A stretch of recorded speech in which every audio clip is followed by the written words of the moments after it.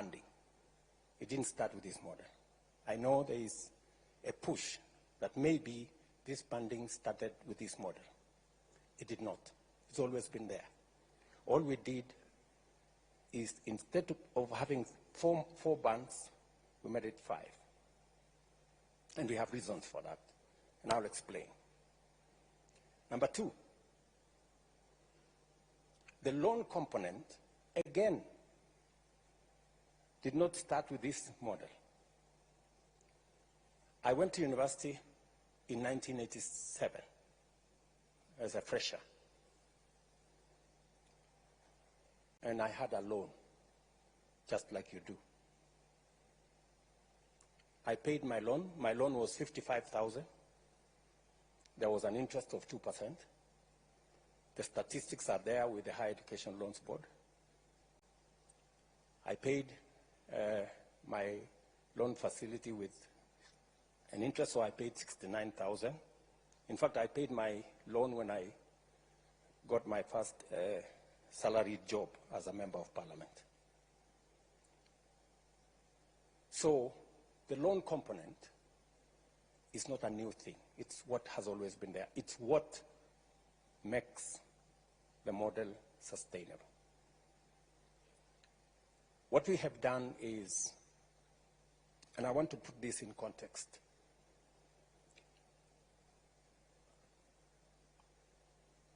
we have about 10,000 secondary schools. 3,500 secondary schools in mostly rural areas, informal settlements, marginalized areas.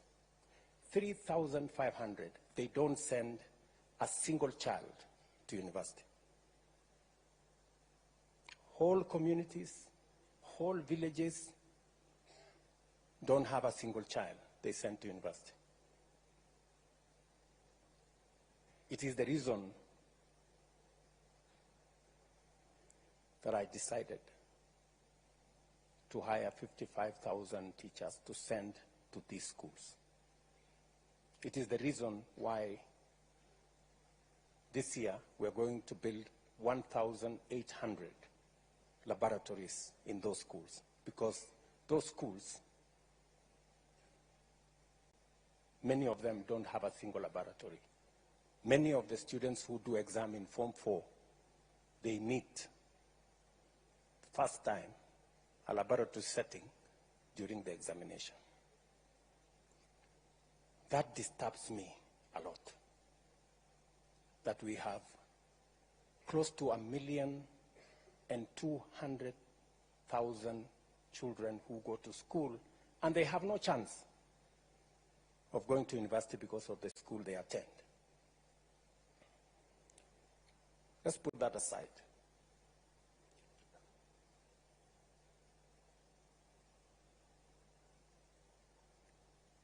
In the new funding model, about 12% of the students are in Band 1. Band 1 are straight children who are orphans. All of them, without exception, go to Band 1. Children who are associated with disability, all of them go to Band 1. Children whose parents are on cash transfer because they are classified as vulnerable, all of them go to Band 1. And students whose parents earn below 6,000 shillings a month. All those students go to Band 1.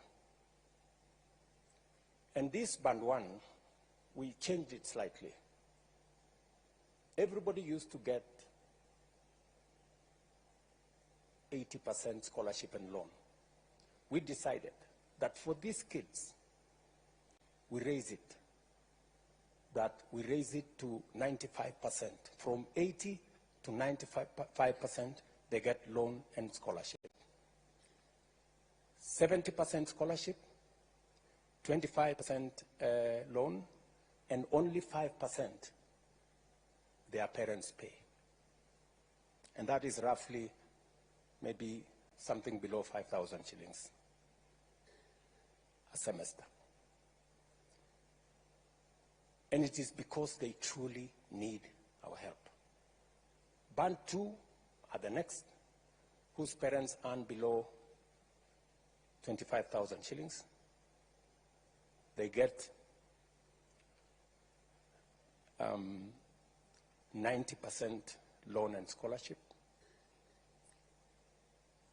80%,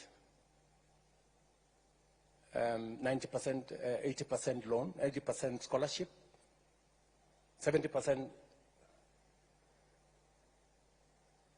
80% scholarship, sorry, and 10% loan, and the household pays 10%. Number 3, they get 80% scholarship, 10% they pay, loan, and 10% household they pay. These are the 3 most important because they affect the vulnerable. The others, band 4 and band 5, these are the people whose parents earn up to 70,000 are in band 4, and in band 5, the people whose parents earn beyond 70,000. So, the assessments are being done by a means testing instrument. They are not an arbitrary figure. A means testing instrument that has been in operation since 1996.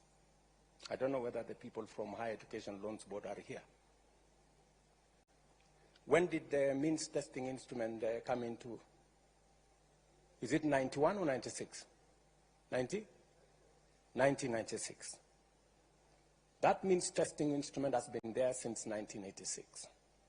And it has parameters from a multi-agency approach. We have parameters from Kenya Revenue Authority. We have parameters from Kenya National Bureau of Statistics. We have parameters from NIMS, which is the education portal for registration of persons. We have statistics from our ecosystem that serves the registration of the vulnerable in the Ministry of Labor, and many other variables that are put together. It is as objective as it can, and we keep improving on it to make sure that it assesses our children correctly. There's been cases, legitimate cases, of some students who have been placed in the wrong band. And sometimes it's because of the information that has been supplied. And there is an opportunity for a parent or a student, if they are banded in a band that they don't think they belong, there is an appeals process. Last year, I think we got 9,000 or 10,000 appeals. This year, we've gotten how many appeals so far? How many appeals so far? 26,000 appeals have come in, and they are being processed. And they have undertaken that any appeal of the 100 and how many students applied? 134,000 students applied, 26,000 have appealed, and they are being processed. They've given me the word that the processing will take 3 weeks, and every parent or student will get their responses. Yes, sir. Especially if they have supplied information and corrected the information that sometimes in the portal. Yes. Some of the time, when students go to a cyber, and sometimes the cyber keys in information that's not correct, we end up with the wrong information, and sometimes we end up with students in the wrong band. But overall, it's a process that has been tested, it's a process that has worked, and we want to use it to take our education to the next level. Let me conclude so that I can take questions from you. Let me conclude by saying I have engaged stakeholders. I have had already 3 meetings with vice chancellors because I wanted to get feedback from them as to whether the model is working and whether the model is sustainable. In all the 3 meetings, the vice chancellors and the managers of our universities have confirmed to me that the model is working, and that together, in fact, one vice chancellor told me when he told the people in his ecosystem the model is working, he was told, yeah, it's working for the university because you can now afford to pay your suppliers and salaries, but it's not working for the student and the parent. But then I asked him, if it is working for the university belongs to the students and the parents. Or at least so I think. The other feedback that I have got from the vice chancellors is that we need to do more explaining. The students need to understand it, the parents need to understand it. And that's part of the reason why I decided to have this town hall so that we can have a conversation. I've also engaged students in different fora. They've told me their concerns. They've told me about this loan. They don't want this loan. They want it to be a scholarship. And I have told them the loan is part of what sustains this. If I didn't pay my loan, possibly you couldn't get a chance to learn. So everybody, it's a continuous process. You pay today, you learn today, you pay tomorrow so that somebody else can learn the next day, and they pay, and we all, it's a relay of sorts. They have raised issues about some of the students that are being put in the wrong bands, and I have explained to them that these are issues that we can correct. So, ladies and gentlemen, welcome to this town hall. I know I've taken a bit long. Welcome to this town hall. I'll field questions. Please be as candid, as open as possible, and there are no consequences for asking any question. So,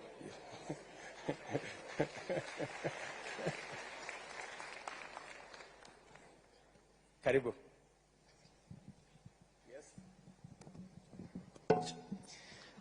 Thank you very much, Your Excellency. And standing on the already established protocol, Your Excellency, my name is Evans Moshanga. I come from Chuka University. I'm a law student headed to 4th year. And Your Excellency, thank you for laying the background. And Your Excellency, we have seen the principles that you're coming from.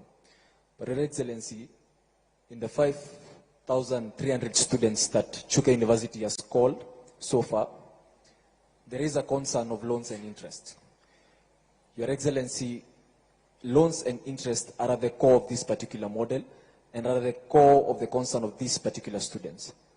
Your Excellency, I was just looking at the statistics, just to be factual in nature, and I was seeing that by 2023, we had around 120,000 defaulters. That's an estimate of 8.5 billion shillings due to this loans and interest. When I was looking at the statistics, in the United States of America, we had a debt crisis of around 1.6 trillion US dollars and 48 million defaulters. So, Your Excellency, the point of concern is, can these loans be made as grants? That's number one, Your Excellency. And why isn't that the case? Because you've already said that you can't make them grants and you can't make them scholarships. So number two, Your Excellency, can we increase the grace period for the repayment of these particular loans? Or number three, Your Excellency, can we reduce the interest at which we pay these particular loans? Your Excellency, that's part of what we discussed in our small baraza, and we hope your indulgence in that particular matter. Thank you so much. Thank you, Mushanga. Maybe I can take another two so that I can answer them. Do we take it from the same side, or maybe we can try another side here? Your Excellency, I'm Newton Kipleting Lagat, the President Cooperative University of Kenya. I've got one serious problem that it's really affecting the public universities' diploma students. They've been denied scholarship. They've been denied HEF, that is higher education funds. And to add on that, they do not qualify for help. That means they are going to educate themselves when taking their diplomas. It does not end there. When they graduate from diploma, they transit to degree. For you to qualify for scholarship or HEF, you must have transited from high school or secondary school to a campus through COOPs. Diploma students are not in COOPs. They've already gone. So that means you've educated yourself in your diploma. You're again going to educate yourself when taking your degree. The new funding model has not addressed that. Thank you.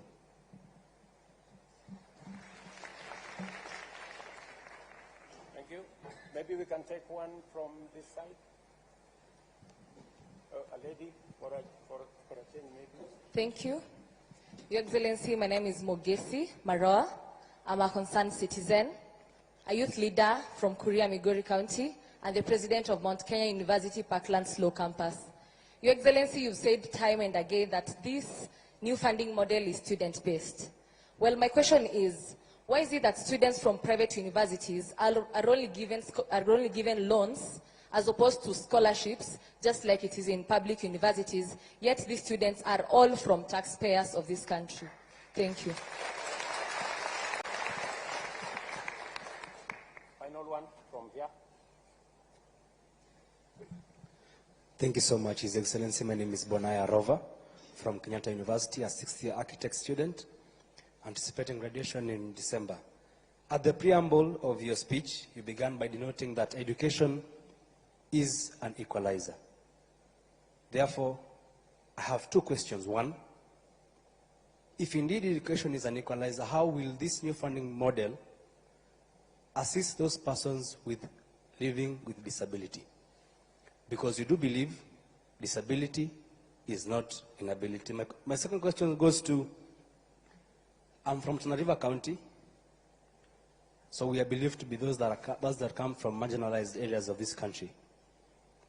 So, you've spoken about cybers. In my local area, the next cyber, you normally travel close to about 46 kilometers. I believe you've been there. Ama namna gani? So, mine is to ask on these persons that live in marginalized areas, if they will be able to access internet and all this connectivity for them to be able to be put along this new funding model. Thank you. Thank you very much. Maybe I should answer those questions first. Maybe starting with Bonaya. Bonaya, first, congratulations. 60 years is quite something, you know. And I wish you well. Students who live with disability, as I have said, in this model, we have actually said that those students living with disability, they automatically qualify for Band 1. They get 95% funding, both scholarship and loan. 80% loan, 15% scholarship. Help me, where is the PS?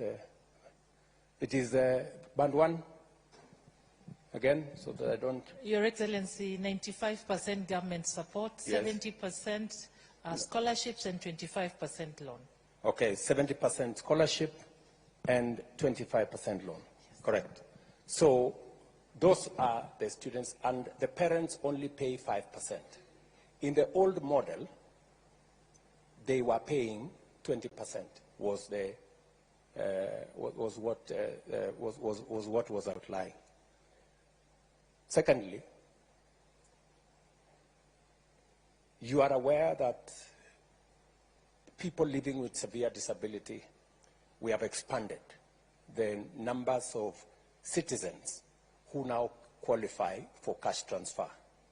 We had 1.2 million citizens.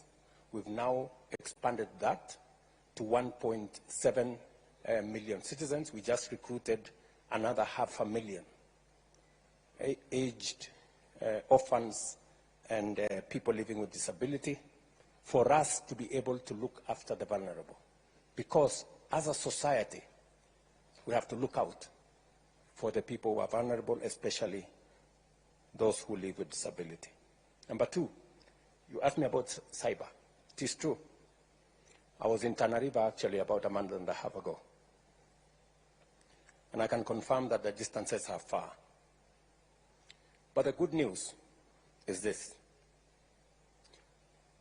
If you speak to your member of parliament, we have already agreed with them that they will set up an ICT hub in every ward in Kenya.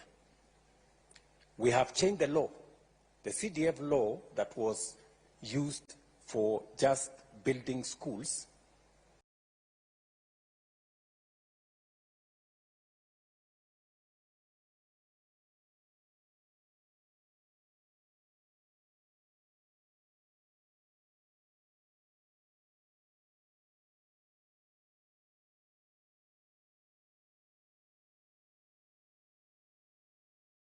we changed the law. I signed the law into effect, and now we are using CDF to build an ICT hub in every ward for 3 reasons. Reason number 1 is to make sure that ICT infrastructure is available to citizens, including students. Number 2 is because we have a big program on digital jobs.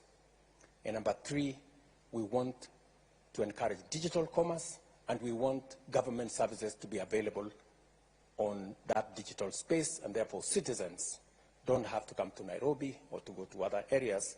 They can access government services from those ICT hubs. So we have a plan around the ICT hubs. I got a brief yesterday. We are now delivering we are now delivering internet using Kenya power lines. It's easier. So every place where we will have a Kenya power line, it will be possible to access the internet. We have already rolled out that program. Mugesi Maroa, sorry if I get your number right. You have a very valid point that private universities have students whose parents are taxpayers. That's correct. Public universities are run using public funds. We sponsor, as Government of Kenya, public universities. Private universities have sponsors. they have foundations. They are run by people who have networks of raising funds, either using foundations or other means, which sometimes as government we don't have. And because we value the fact that even those in private universities are also Kenyan students and their parents are taxpayers, that is why we haven't shut the door on them. We have said we are going to make public resources available to those students as loans, the same way we are making public resources as loans available to students in public universities. The only reason, Mogesi, why we, in this model, we have said we cannot provide for scholarship is because in the past, we said we are going to give them scholarship. And because we didn't have the money, we didn't. And we put many of those private universities in a lot of trouble. In fact, one public university closed down because we took students to them. They trained the students. We owe them money. They couldn't pay their staff. They couldn't pay. They closed down. So it is better we keep our word. It is better for us to say, this is the much we can do, rather than for us to say we can do so much. Today we have a debt of about 51 billion shillings owed to our private universities. It is a debt that we must pay, but it is unfair for us to continue to accumulate debt. It is better we tell them, for the moment, we cannot afford, but in the future, when our situation improves, we can reconsider. My good friend, Mr. Lagat, you've made a case for diploma students that they don't qualify. And I think your question is diploma students who are studying in universities. The loans and provisions we have made are for students in our TVETs. And I will tell you where the difference is. You know, as a way of making sure that our TVETs function, when I was Minister for Higher Education, I found out that it was cheaper to go to university than to go to a TVET institution. That was the case. Because we didn't consider properly TVETs. And it is one challenge I had to deal with.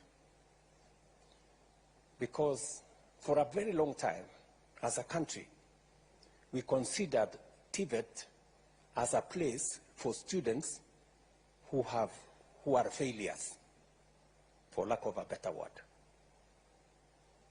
And that was a very wrong classification. And that is why when I became Minister for Higher Education, I brought a very big conversation. In fact, it was a very controversial conversation. I remember one Vice Chancellor of Moi University then, Professor Ogot, saying that the minister is causing confusion because this TVET thing is not the thing to do. But the reality is, whether you go to Germany, whether you go to Australia, many of their students go to TVET institutions. There is a lot of value in us balancing our education between knowledge on one end and competence and skills on another end. And therefore, it is the reason why I pushed very hard. When I was minister in 2009, 2010, there were only maybe 20,000 students in our TVETs. I started the first 30 TVET institutions. Today, I am very happy that we have 720,000 students in Tibet from 20,000. And we have made huge progress. And we have closed many skills gap that existed. So I quite agree with you that we must not discriminate. It is the reason why in this funding model, we have enhanced scholarship and loans for our Tibet students, and also we have maintained their upkeep, just the same way we are doing for our universities. As for your case,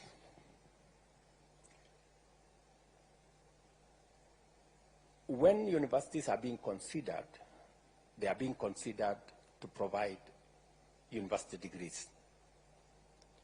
We were trying to discourage universities from also doubling up and doing diploma courses, because there are many institutions now.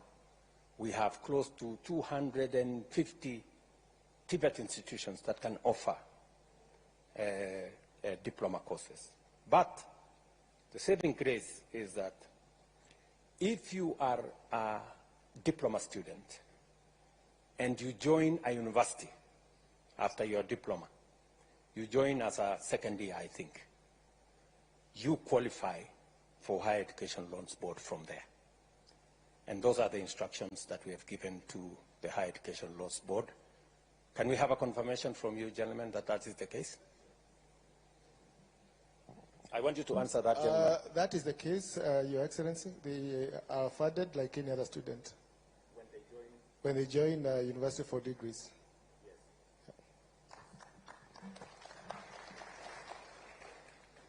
Finally, Evans, my good friend Evans Mushanga. Your issue is that the loans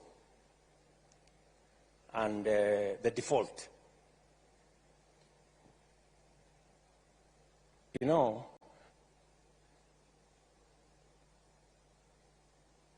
the loan issue is not, as I told you earlier, is not a new phenomenon.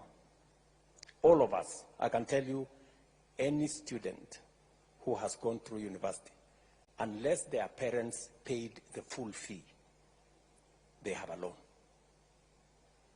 And I don't think there is any crime in having a loan. And I don't think there is any crime if you have a loan and you genuinely don't have the money to pay for it. I am agreeable that we must look into the subject of a grace period, especially to consider that no student should be asked to pay until they have a job. I am agreeable to that.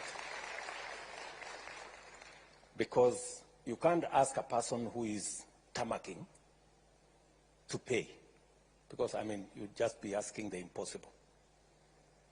I didn't pay myself until I got a job. Nobody followed me. Maybe these people are a lot more aggressive nowadays.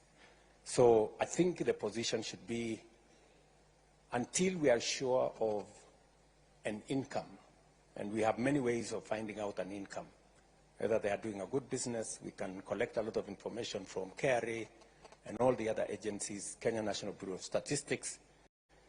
And I will encourage those of us who took a loan from the university, if you can afford to pay, please, let us pay.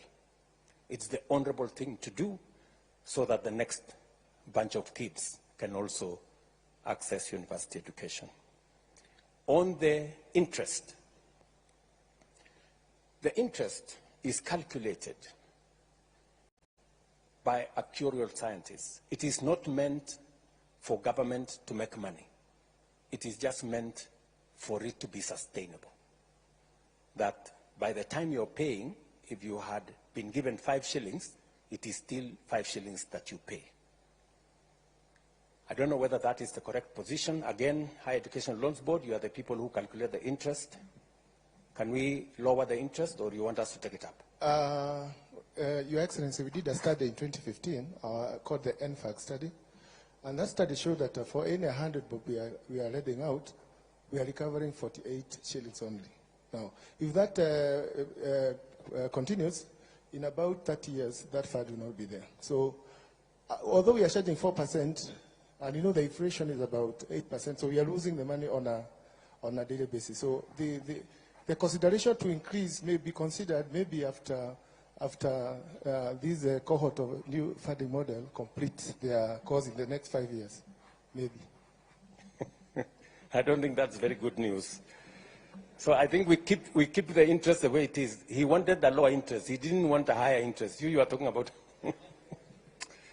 So I think the interest at the moment is not sustainable, but let's keep it there as we figure out what to do next. I will take another bunch of questions. Where do we start this way?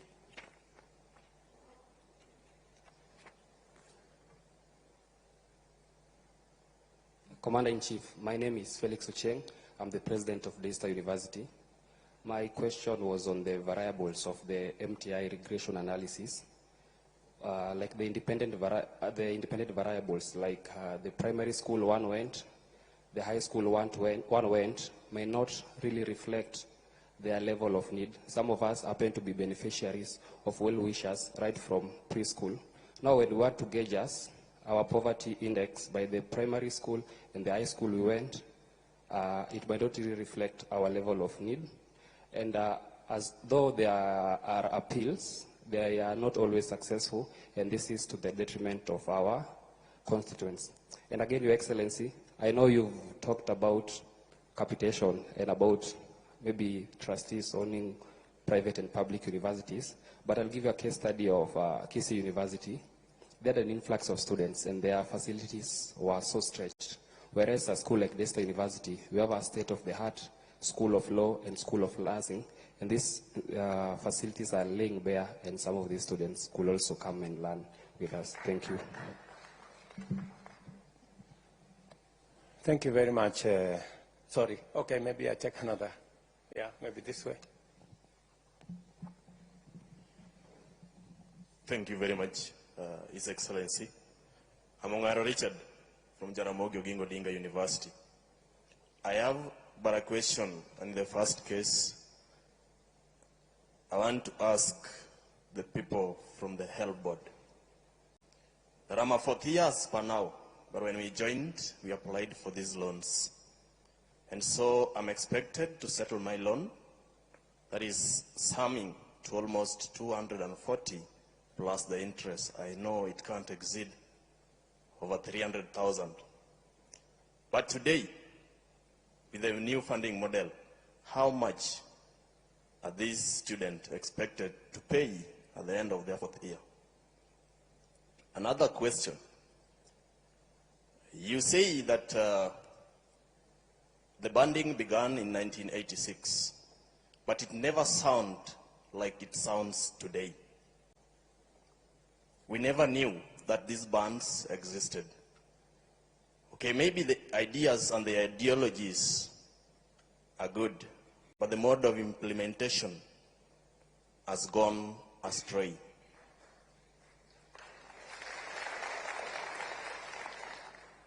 Why could you do this so that these students doesn't know or get to know where they're placed? Because as they join, they must ask, which band am I placed? So that they can know which fee they're going to pay. His Excellency, in the field of education, is a place that requires silence. It doesn't require spectators or fans to cheer as we sit in class to take our exams, or a referee to be biased on the other team. Under the capacity of your office, you are capable of facilitating and capacitating the reconstruction of this new funding model to be worth for us. Please do. Thank you.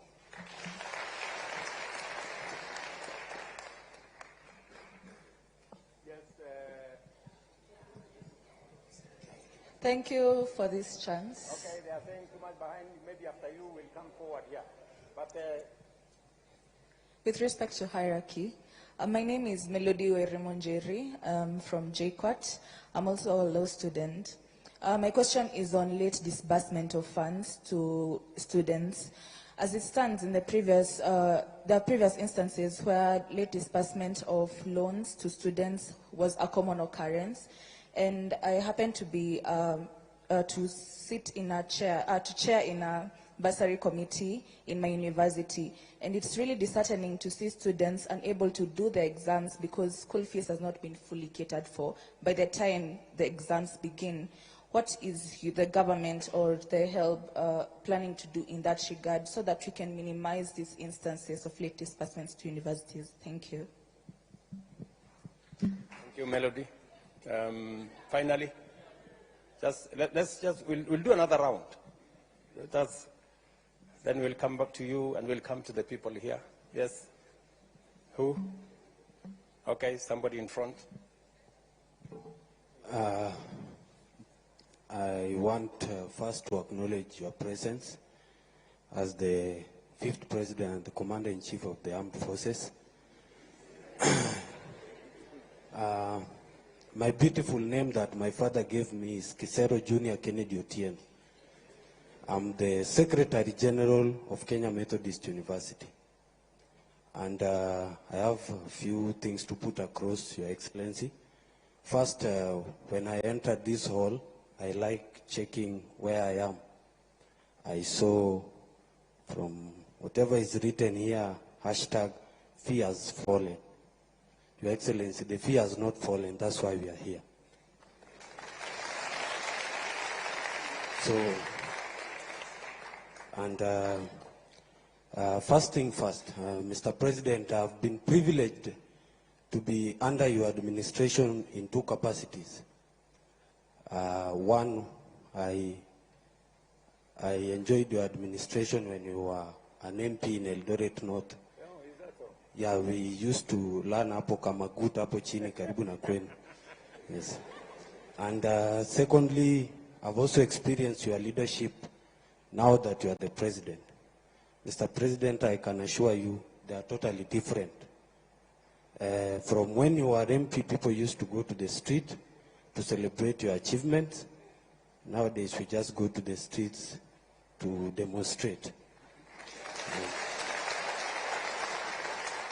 And Mr. President, don't get me wrong in the first place. The reason is why I know when you are the president, it comes with a lot of responsibility and people to advise. And I will start off by saying those who advised in this new funding model, I will not be wrong to say there is a problem. And that's why we are here. We have to go back to the drawing board. We have to start off afresh. And my question is, Mr. President, the first question is, what was so wrong with the old funding model that we could not sit down and amend it? Because even a constitution of a country, you just don't wake up one day and bring a new constitution. We always go and say, hii clause imetufinya kidogo kama wananchi. We go to the parliament, they amend it, and they take it to the president to assent and sign it. So I feel we should go back to the old funding model and amend it. Because, Mr. President, we don't lack stakeholders, we don't lack resources. These people sitting here, watu wanafanya law, nursing, medicine, there are brains here which can sit down in those panels and say, where did we go wrong? First, I want to acknowledge that the new funding model has got good ideas, very brilliant ideas, but the implementation is very wrong, and it's not pleasing based on the fact that there are also challenges from the help. You know, when comrades sit in the same room with the help guys, it's a miracle. But we are very happy to sit down with them and discuss in your presence. Mr. President, I want to also talk about, I come from KEMU, which is a private university. And my question there is in You have spoken, I've understood what you have said in regards to scholarship and the loans. Comrades, kama SG ndio mtu wa mkono. I have my president here, Masai Chebet. Comrades come to you and tell you, Kisero, we have been placed in this band, and people are really suffering, Mr. President. And my question is, why then do COOPs have to place them in private university if they can't be sustained the same way as those in public university? And in that regard, Mr. President, I acknowledge that you have said the government, this is my chance with the Mr. President. You have acknowledged that the government said it has debts, and my university is one that is in the same category. Tunadai the government. They have been so lenient enough to allow students to learn with the limited resources they have. Tunaomba tu hata kidogo ndio university iendelee kufanya kazi, because we need to learn, those who we are there in Kemu. Then, Mr. President, recently you were awarded a beautiful degree at Baraton University, if I'm not wrong. Honorary degree at Baraton University. And there was one picture that really took my attention. I know most of you saw the picture. There was a little girl called Naomi who was in the midst of graduates, and he was there admiring all the graduates, the beautiful gown. Then I asked myself, why does this new funding model want to kill the dream of that young girl of one day graduating?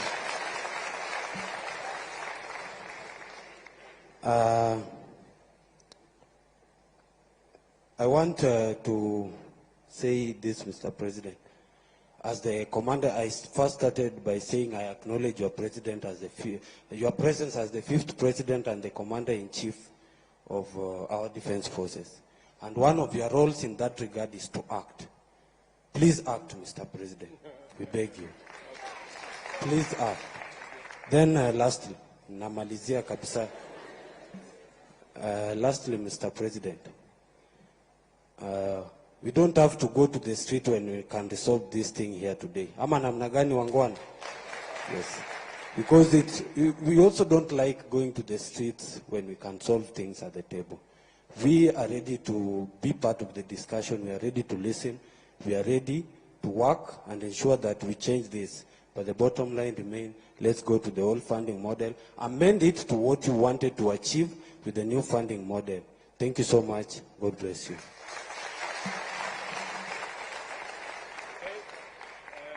Which way? We are finished with here? Let's go here now. I think we are making one round. We started there, we came here, we came there. Okay, so where? Maybe in front here, or somewhere, yeah. Okay. Your name, please. Asante sana mtukufu rais. Jina langu ni Brian Waka kutoka chuo kikuu cha Rongo. Tunapokusanyika hapa siku ya leo kwa ajili ya kuzungumzia masomo katika vyuo vikuu. Mtukufu rais, hatuwezi soma pasipokuwa na usalama. Tungeomba utupe usalama sisi wanafunzi katika vyuo vikuu. Aghalabu katika kila chuo kikuu tuwe na police bases ambazo zitatusaidia, kwa sababu comrades wanapenda kuona mpira usiku na wangependa wapate usalama.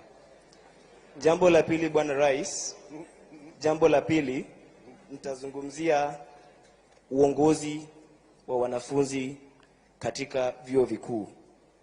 We need a student body, an active student body that will fight for our priorities and our grievances in that commission, or rather that committee that you set for academic, or rather to do investigations on how we are going to better our learning programs and institutions. Therefore, Mr. President, tuko hapa viongozi kutoka vyuo vikuu mbalimbali hapa nchini Kenya. Na hivi karibuni tutazindua chama chetu, na tungependa bwana rais katika baraza lako uweze kutupa fursa ya kuweza kuwa na mwakilishi wetu ambaye ataweza kuleta mambo ambayo yanatusumbua kule kwenye ground. Mimi napenda sana naibu wako, huwa anatuambia kwamba yeye anasikiza ground akikuambia. Kwa hivyo, we need also someone in that committee that will help us bring our ideas on the table. Thank you so much, Bwana Rais. Asante. Thank you very much. I think those are 4. Let me answer those ones again, and then we will come back to another round of questions. Felix Ochieng, I think right here.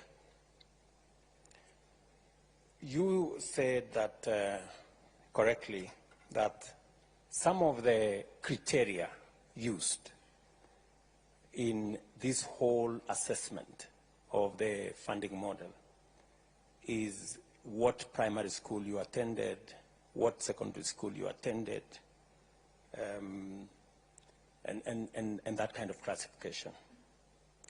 Let me tell you, Felix, that it's important because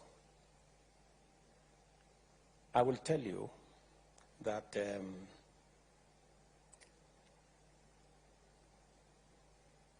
any student who attends a national school has 85% chance of joining a university. In other words, I'm telling you that 85% of all students who go to a national school go to university.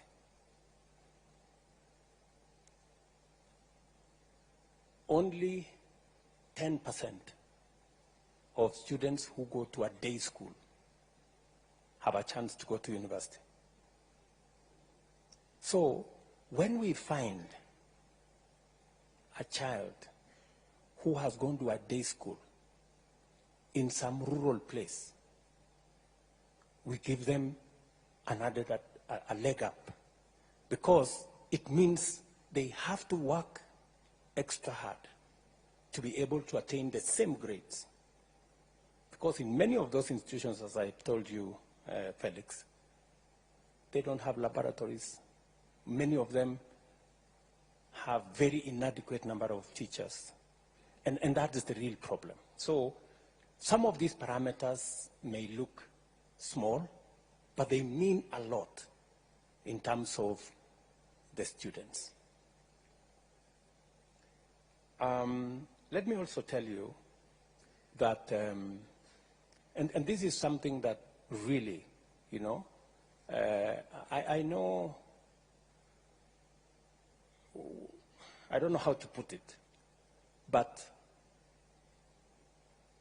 only 10% of the children of the poor make it to university. It is very serious. It is something that depresses me. Yeah?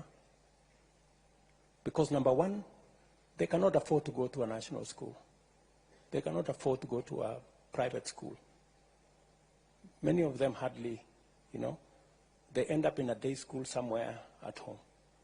So this is one hell of a conversation we must have. We cannot continue as a nation to have an education system that shuts out millions of the children of the poor. I don't know how to put it. It's as blunt as that. If you look at the curve of students in our universities, the children of the poor are absent. They are the ones in those 3,500 secondary schools that don't have teachers, they don't have laboratories, they are day schools, they are in those areas. It is the reason why I have asked the Ministry of Education. I am putting 3 billion shillings in Nairobi to build 5,000 classrooms, because Nairobi slums are the worst. Those are the children of the poor. They never go to school, and they are in the city here. P.S., you know that. I have discussed this with the governor of Nairobi. I have discussed this with the MPs of Nairobi and so many other areas. We need a lot of affirmative action. So, Ochieng, to your point, it is because of that realization that some of the parameters we are using, you know, a child that has gone to a bridge school in Kibra or some school in Lokichogio, you know, it is something for us to consider when we are looking at how to place them. So we will continue to improve on the model. We are not saying the model is perfect, but I think to a great extent, it is towards 95% in the right direction, and we will keep improving on it. Mongaro Richard, you have told me that by the end of your 4th year, your loan will be something like 240,000, right? And you are asking me what will the new guys, what will be their loan after 4 years? It's going to depend on the course that they are pursuing. Let me tell you, Richard, you know, we have to be brutally honest with ourselves. The old model, the differentiated unit model, assumed that all courses were the same. And a course in medicine costs the same as another course in a different subject. The reality is that it is not. University chancellors are here. Vice chancellors are here. I don't know whether university vice chancellors are here. Who is willing to tell us that there is a difference? Yeah? Yeah, they are here. There is a difference. And this model recognizes, this new model recognizes that a course in medicine costs 600,000 to train. A course in education costs 180,000 to train. And therefore, for a student doing medicine, Government of Kenya gives more for the student doing medicine as a percentage because it costs more to train that student. And if we don't give more to train that student, we will end up with a student who is, with a graduate who is half-baked because we didn't give them the resources to train the student correctly. That is the difference between this model and the other one. So there is every reason why we have to interrogate this model. Let me ask, any vice chancellor who is willing to tell us, you know, don't worry about kusalimiwa. Sisi wengine tumezoea kusalimiwa kila siku. But you know, the truth is the truth. It cannot be changed. I want a vice chancellor who is here to volunteer. On, yes, Mwalimu, and you say which college you? Your Excellency, I happen to be the Vice Chancellor of Alupe University.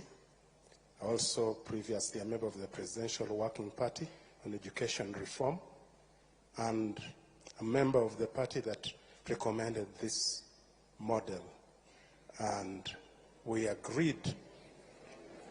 You know, let's listen. You know, we are intellectuals. Yeah.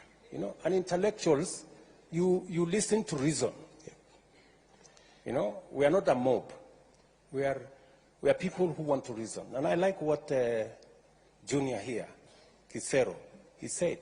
He said, we want to listen, we want to challenge, you know, and we want to be part of the solution. So let us listen. And you can challenge what the professor is saying the same way you are challenging what I'm saying. I mean, it's the right thing for intellectuals. Professor. Your Excellency, I'm going to pick on a course in my university, which we are beginning in September, and that is a Bachelor of Science in Nursing. A Bachelor of Science in Nursing. In preparation for that program, we've had to spend almost 3.8 million to prepare equipment for nursing, even before we start. It's not the same as preparing students for teacher education, where I need the 4 walls, I need a micro-teaching lab, which does not cost even a quarter of what it will cost me to prepare a nurse. And indeed, the skills lab for nursing alone, even when Q was telling me I'm ready, they have still been given other things to buy, are going to cost me 1.67 million. So preparing a nurse is very expensive. And so we cannot have the same cost for preparing a teacher, preparing a doctor, preparing a lawyer, like the differentiated unit cost was doing. Indeed, colleagues and our students who are here, some of our universities were paying us 60% of our salaries using the old model. But right now, if I am able to get the correct banding for my students, Your Excellency, I'll be able to support even capital development within my institution within the next 2 years. And that is the truth of the matter. I will not have to beg for money and ask for money and wait for capitation.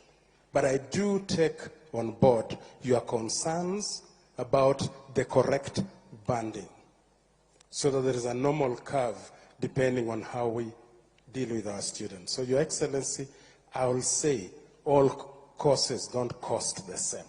And our students should appreciate that if we get this money and we don't do our best with that money, then we are responsible for what is going to happen. Thank you, sir. Thank you very much, Professor.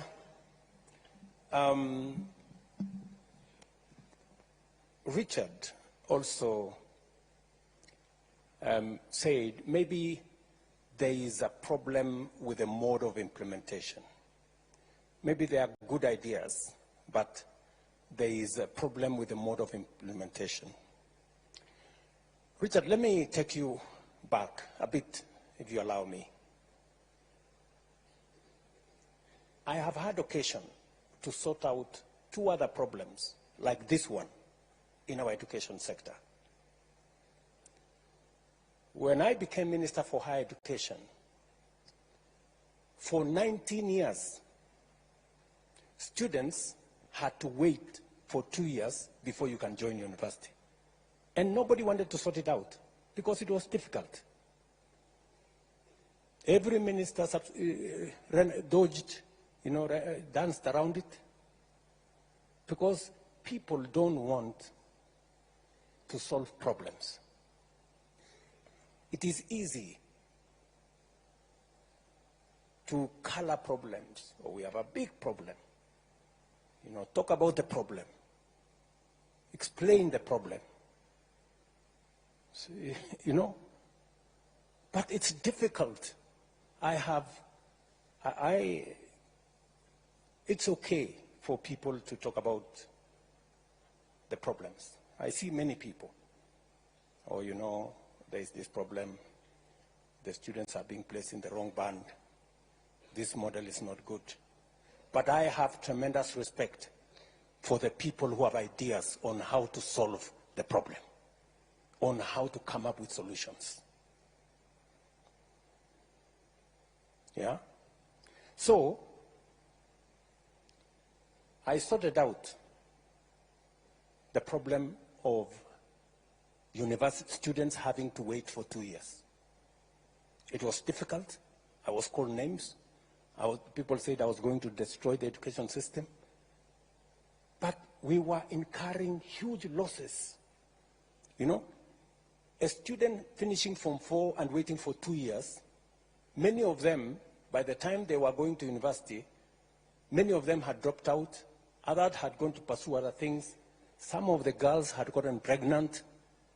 And it was just chaos. So I took it upon myself and drove a program that eventually, in 1.5 years, we sorted out the problem. Number two, we had a big issue, a big conversation, as I told you earlier, about education and the absence of technical education in our system. I took it upon myself, and I am very proud today that from 30,000 students in our TVET, we today have 700,000 students, and we don't have a skills gap that existed before. Again, it took a lot of courage. This too is one such challenge. I'm asking you guys, let us solve it together, the way Junior here said. And we can do it together. We can do it. So,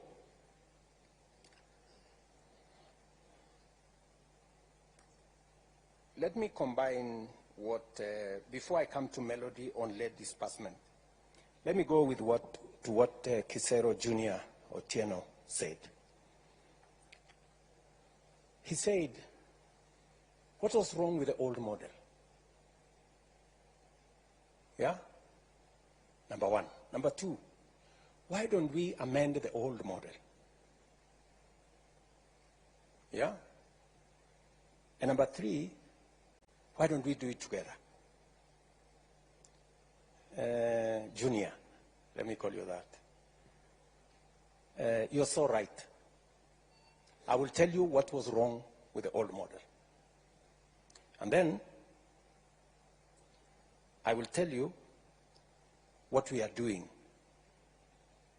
with the new model and how we can do it together. I don't know even whether it is me to say what was wrong with the old model. The old model was almost destroying our education. Because, number one, it assumed that all the courses were the same. Number one. It also assumed that government had the money to pay 80% for everybody, when it did not. And the results were disastrous. Scott Theological College, a university, closed down because of the old model. Many universities here, when I came into office, because of the old model, 23 out of 40 public universities were bankrupt. And if you are going to a university that is bankrupt, explain to me what kind of education you are going to get from a university that is bankrupt. Friends.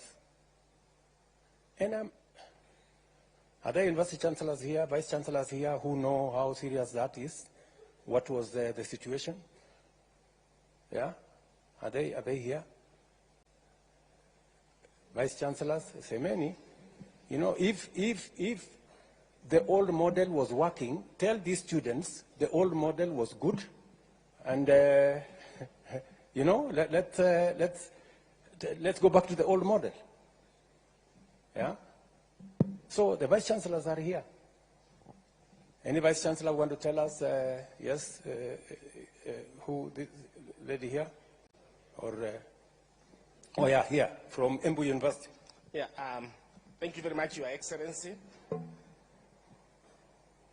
I want to say that, indeed, as you've said, the old model was killing our universities. And I stand here on behalf of all the universities because I'm the chairman of the Vice Chancellor's Forum, and therefore I can talk on that mandate.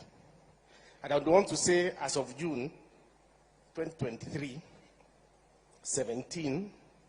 23 out of the 40 universities were technically insolvent.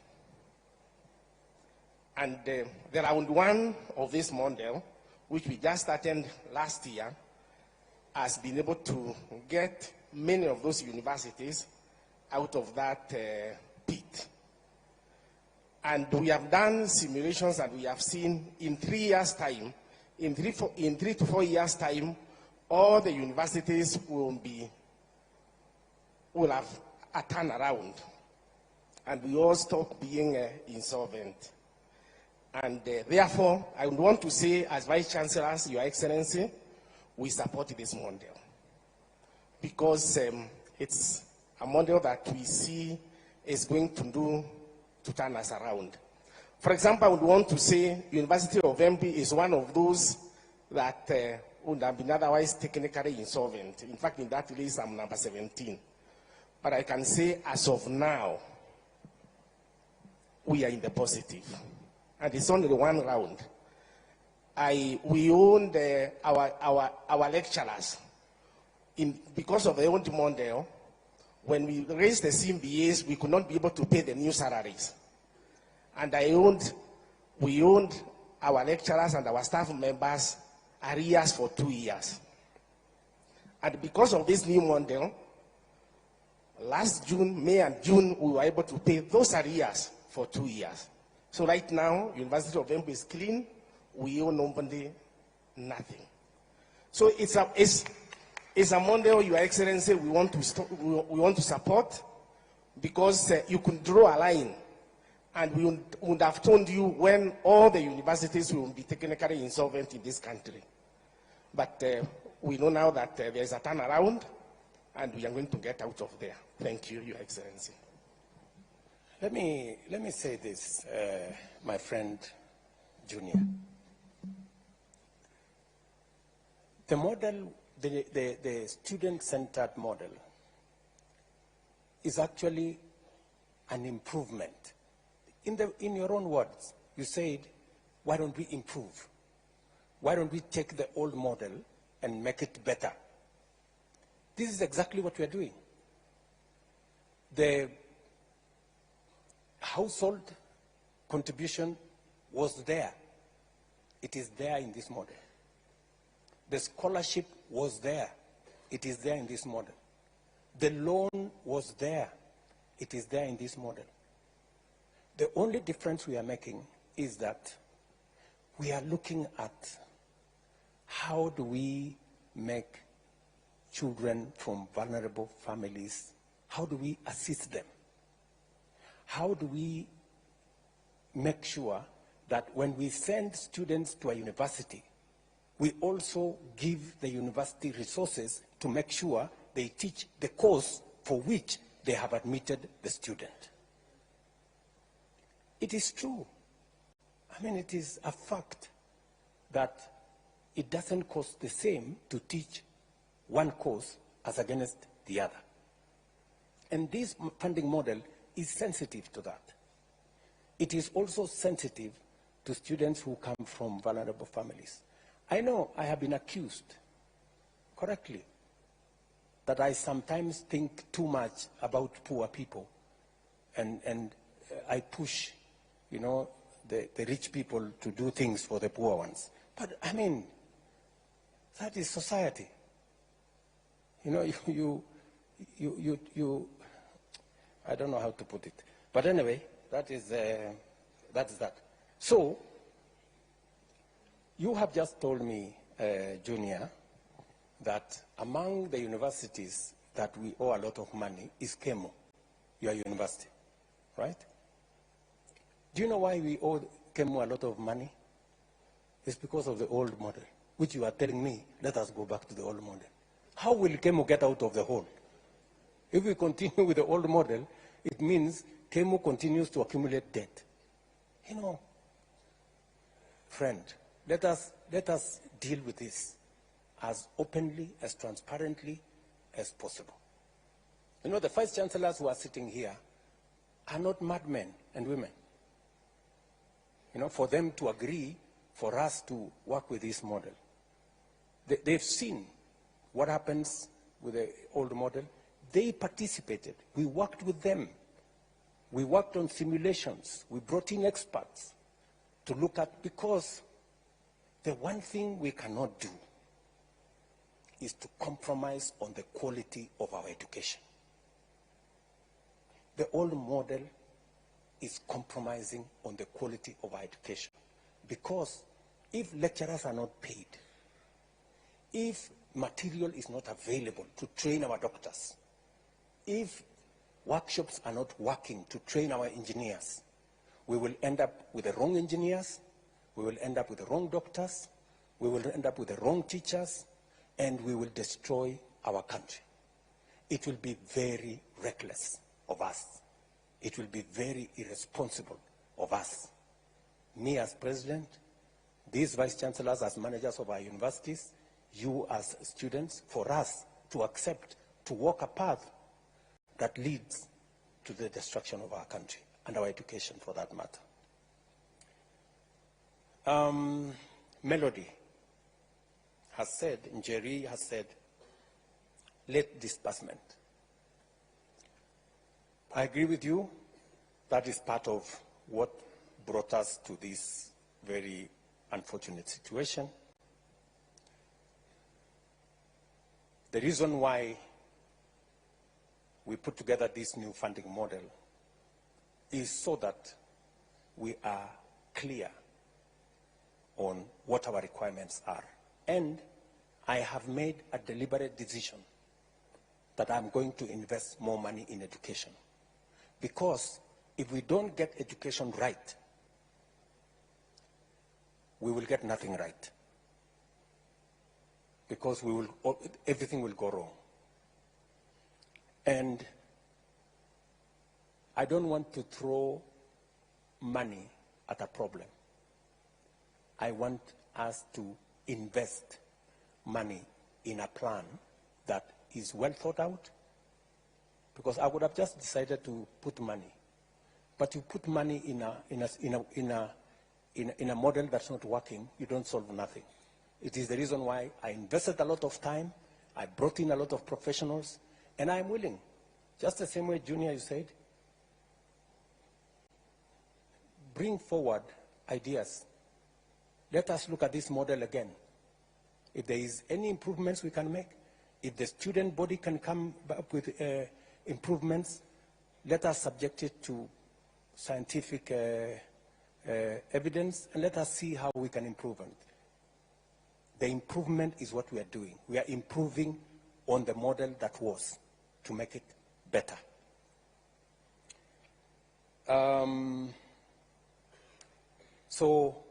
Njeri, we have taken time this time round to make sure that as we implement this model, it is tied to our financial resources. We have clearly identified how much money we need. You know, we based the old model on assumptions, which assumptions were wrong and almost collapsed our education system.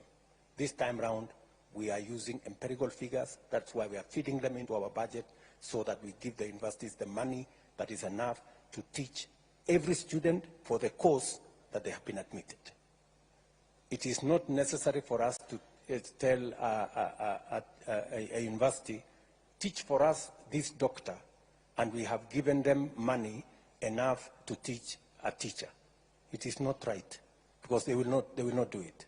And if they do it, we will end up with a half-baked graduate. Brian Waka, usalama.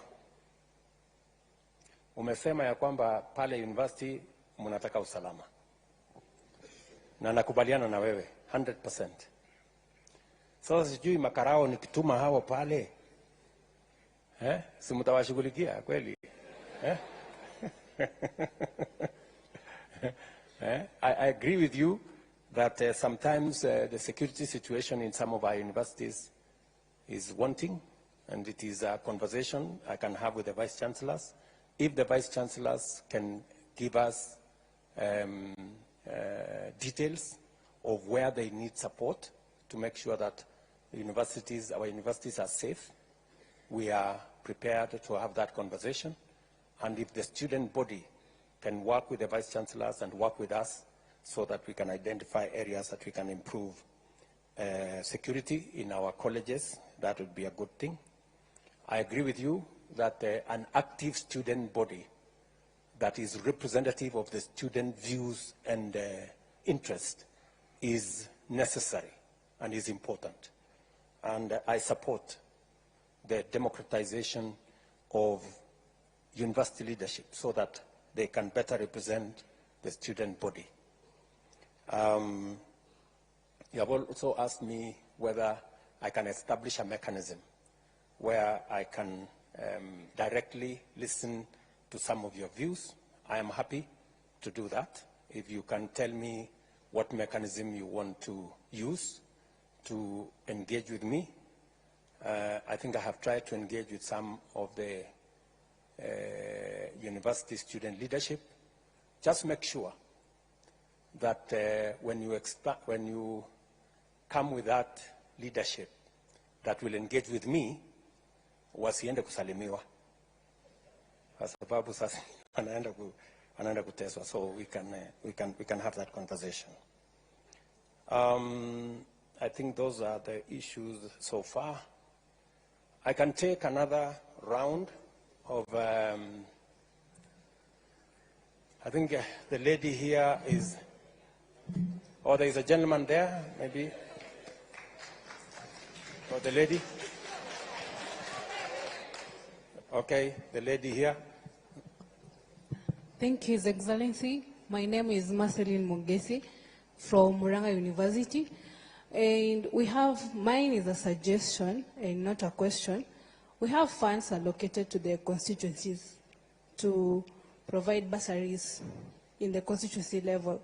Why can't these funds be given to help to increase the scholarship part and reduce the loans given to the students? Thank you. Thank you very much. There is a gentleman there. Maybe we can. A minute. Okay. Viva comrades, Yes. viva. Viva comrades, viva. I am Gishangi Gitonga, the JCOT Secretary General.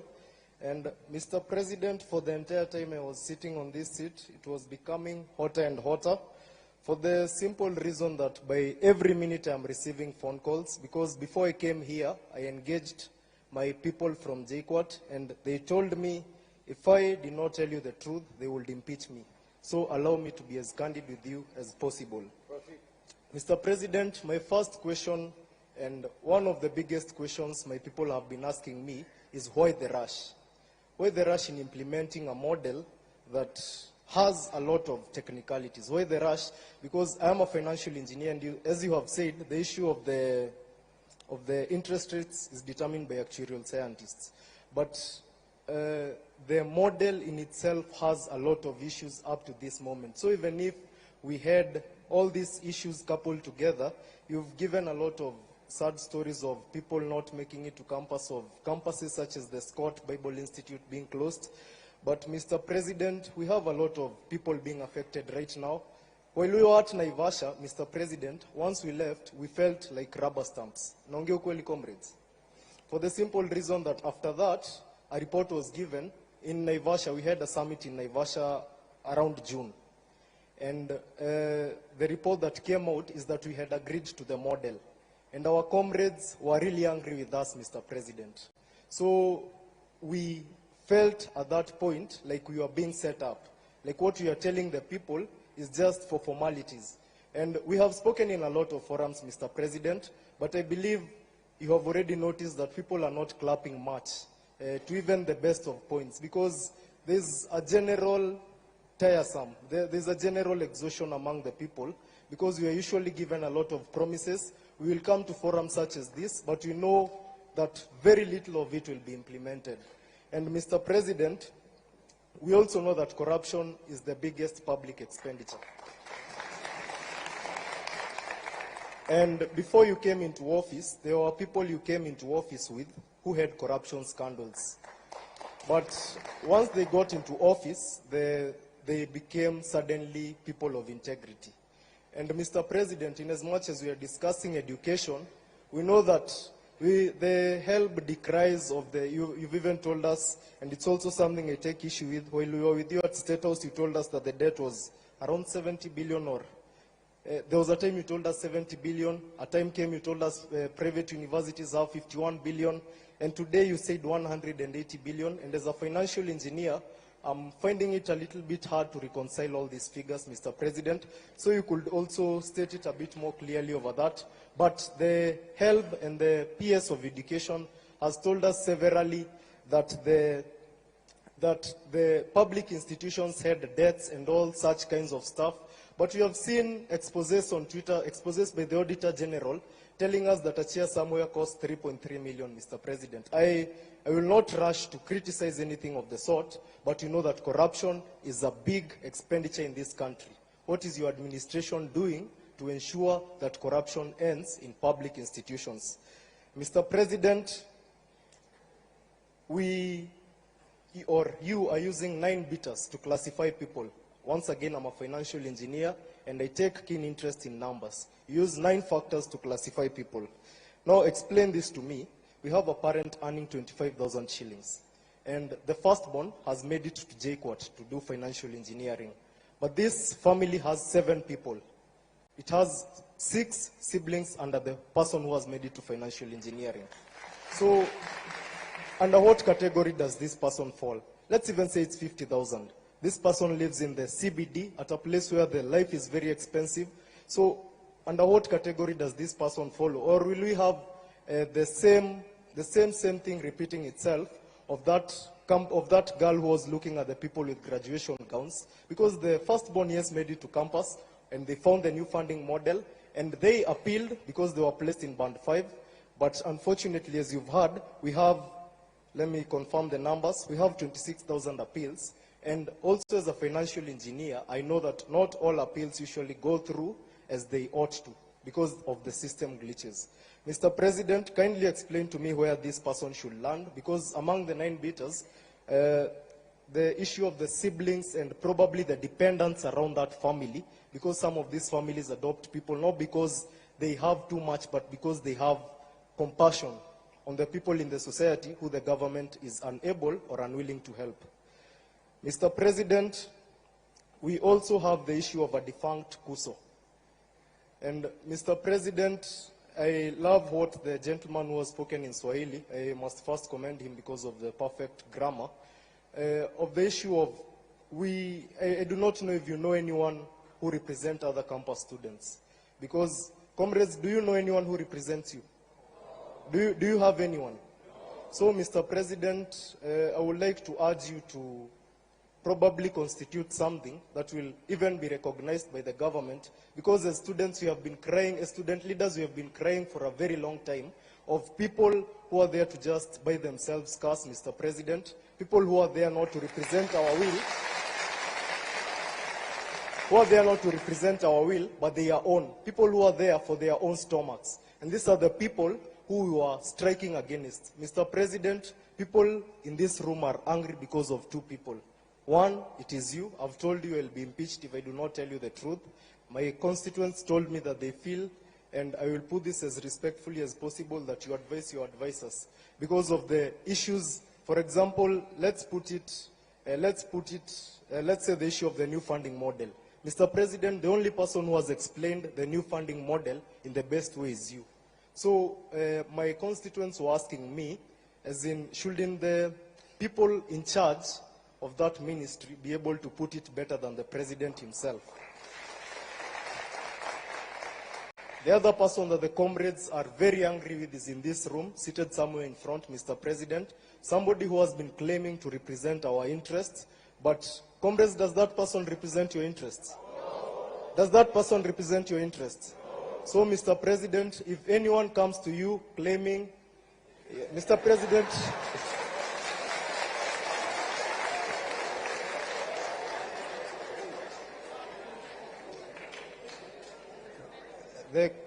the comrades are telling me to tell him to walk out, but we are here for peace, Mr. President. So I would want to put it as straight as possible and to be as brief as a cock on a hen. Mr. President, as things stand, we do not have a representative. Ukweli ama uongo? We do not have a representative, unless you enable us have some permanent office to ensure that student leaders are represented, and you ensure that unlike the many government offices we have today, the government will not interfere with the affairs of the students. Mr. President, the lady there has raised an important issue. First, the questions that are here, most of them have been raised by the people around me because they've realized that you might not have a lot of time to speak. Somebody named Karongo Adangwa, the senator of Kiambu County, and by the way, God willing, I will replace him, raised the point of all these monies being brought to one pool. The MC has a bursary, the woman rep has a bursary. Probably, if it was not for a very little chance, the chief might be having a bursary. Mr. President, the entire structure that represents us, and by the way, we also feel overrepresented as Kenyans, and that is one of the reasons we are demonstrating, Mr. President. We have 22 CSS, we have CASs, we have permanent secretaries, and all these people have budgets and they have salaries, but I'll put that aside, Mr. President. So these people have bursaries. And then to get a bursary, you must know somebody in the country that we live in. You've said that you feel for the poor. You've said that you are blamed for feeling for the poor, and somebody opined that we are all politicians and we all got elected through public relations. So, Mr. President, if you really feel for the poor, kindly address that issue. We have been with you in several forums, and you've said that you are not afraid to bite the bullet, to take the bull by its horns. Mr. President, the MPs will disturb you. Just a minute. I've been sent by a lot of people. You have cut my time a lot of time. So, Mr. President, these MPs will bring a lot of issues. Somebody said that once you remove the CDF, people will not be vying for these positions because they go there for their stomachs. Ukweli ama uongo? Mr. President, kindly consider that because that will be a legacy. And actually, if you are able to do that, Mr. President, in 2027, I will personally have no issue electing you. So, Mr. President, address that issue. And finally, Mr. President, I feel like there are a lot of discrepancies in what in the numbers that you are being given. For example, you've said that the professor from Alupe, who proposed the new funding model, has spoken about the person doing teaching, the other one doing law, the other one doing medicine, paying the same fee. But we are student leaders here and you are students. Is that the truth? No. Under the differentiated unit costing, does a teacher pay the same amount as a doctor? So, Mr. President, we kindly ask that such small things be reconciled because these are the things that make people strike. Probably in Naivasha, the HELB did a lot of good work, but as I said in the newspaper yesterday, the Daily Nation, you could go through it. I said that you might be doing a lot of good work, but your communication team is very bad. So, Mr. President, for the little good work that you do, ensure that you know. And last but not least, there are students who defer, and also help me on this issue. We have students who deferred in 2022, but they have come back right now. I feel that it will be very unfair for these students to be classified under the new funding model, Mr. President. And they are a lot. And they have sent me with their cries, Mr. President. So I stand here as a representative of my people. Kindly address those concerns. Thank you. Thank you. We have taken already two from this side. Let's take, I think the final two from there, and then from here.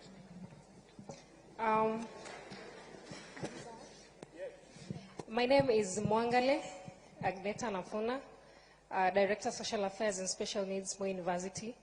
Allow me to recognize the presence of my Vice Chancellor, Professor Sanga Koske.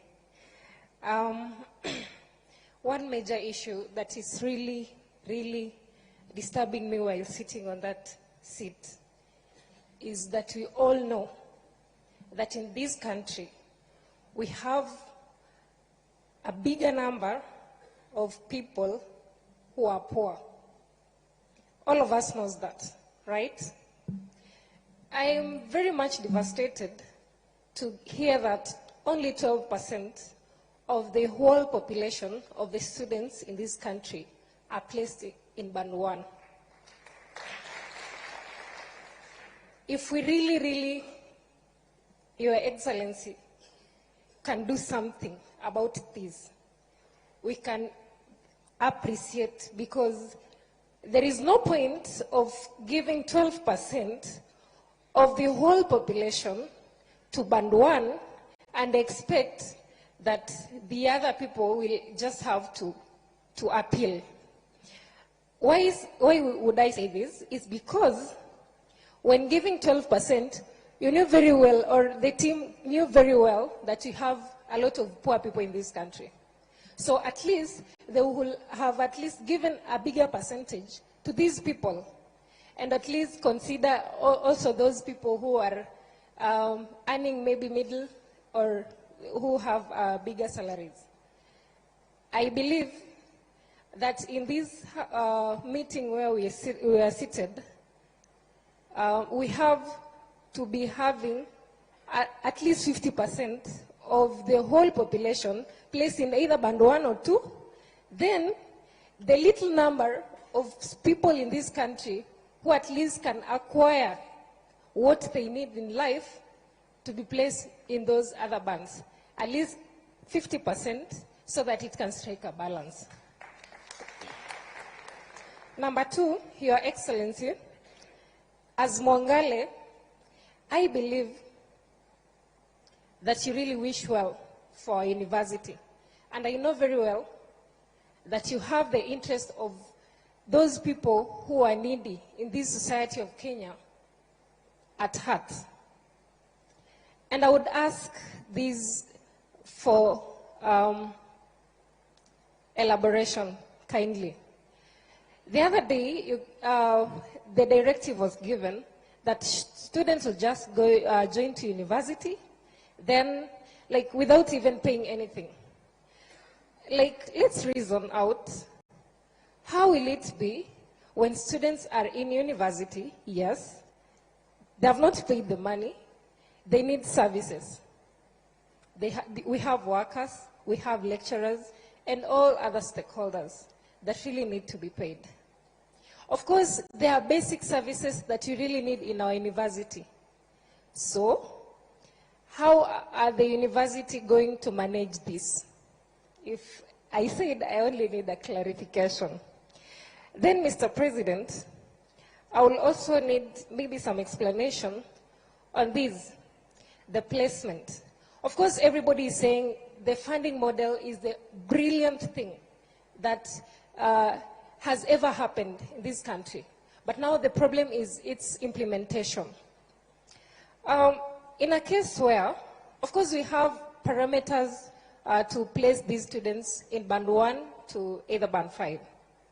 But now how is a kid, maybe whose parents have separated informally? Of course, lately we are having a lot of broken marriages and everything. Of course, you can find sometimes even children end up remaining on their own, or maybe staying with their grandparents. As a student, or as this kid, how are they going to present themselves? How are they going to defend themselves when it comes to their placement? Because they don't have anything to show. Thank you, Magineta. You have asked 3 questions. I think it's only fair that we stop there. Thank you very much. Maybe we can give one more person up mbele, or yeah, maybe this guy at in front here. Yep.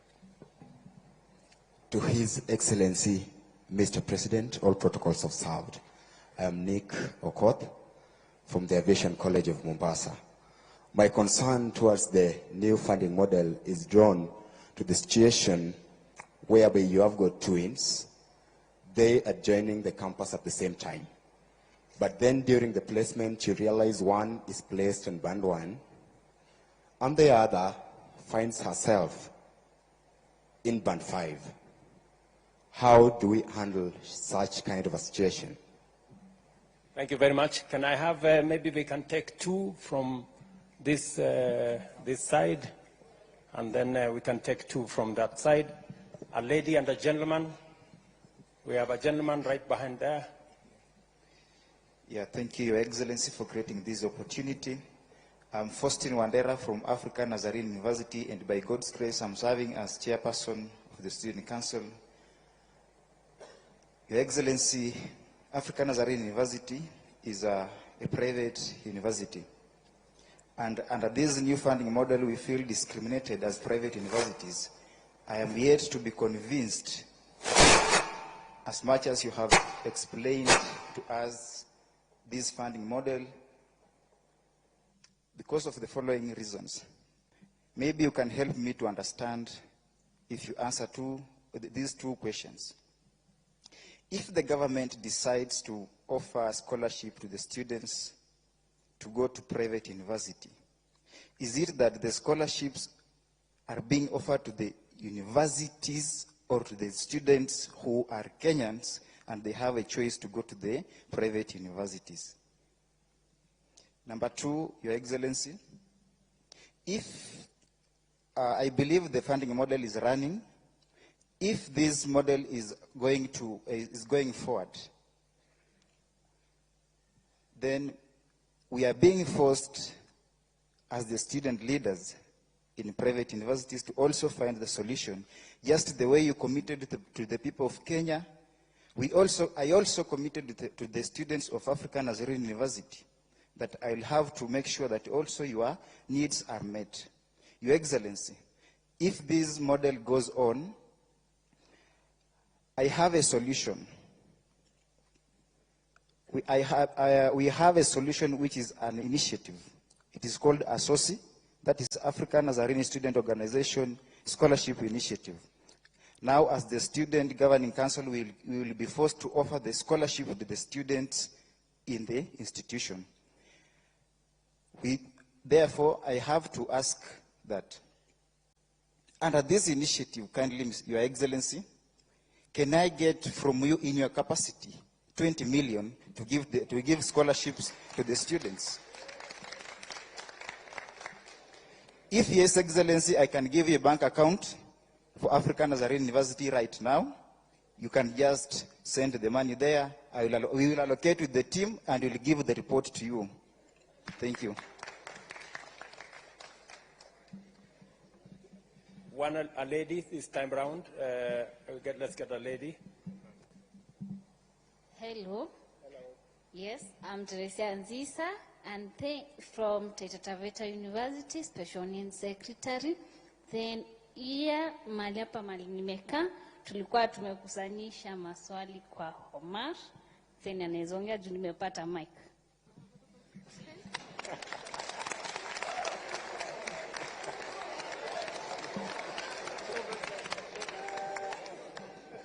Comrades, wisdom. Comrades, power.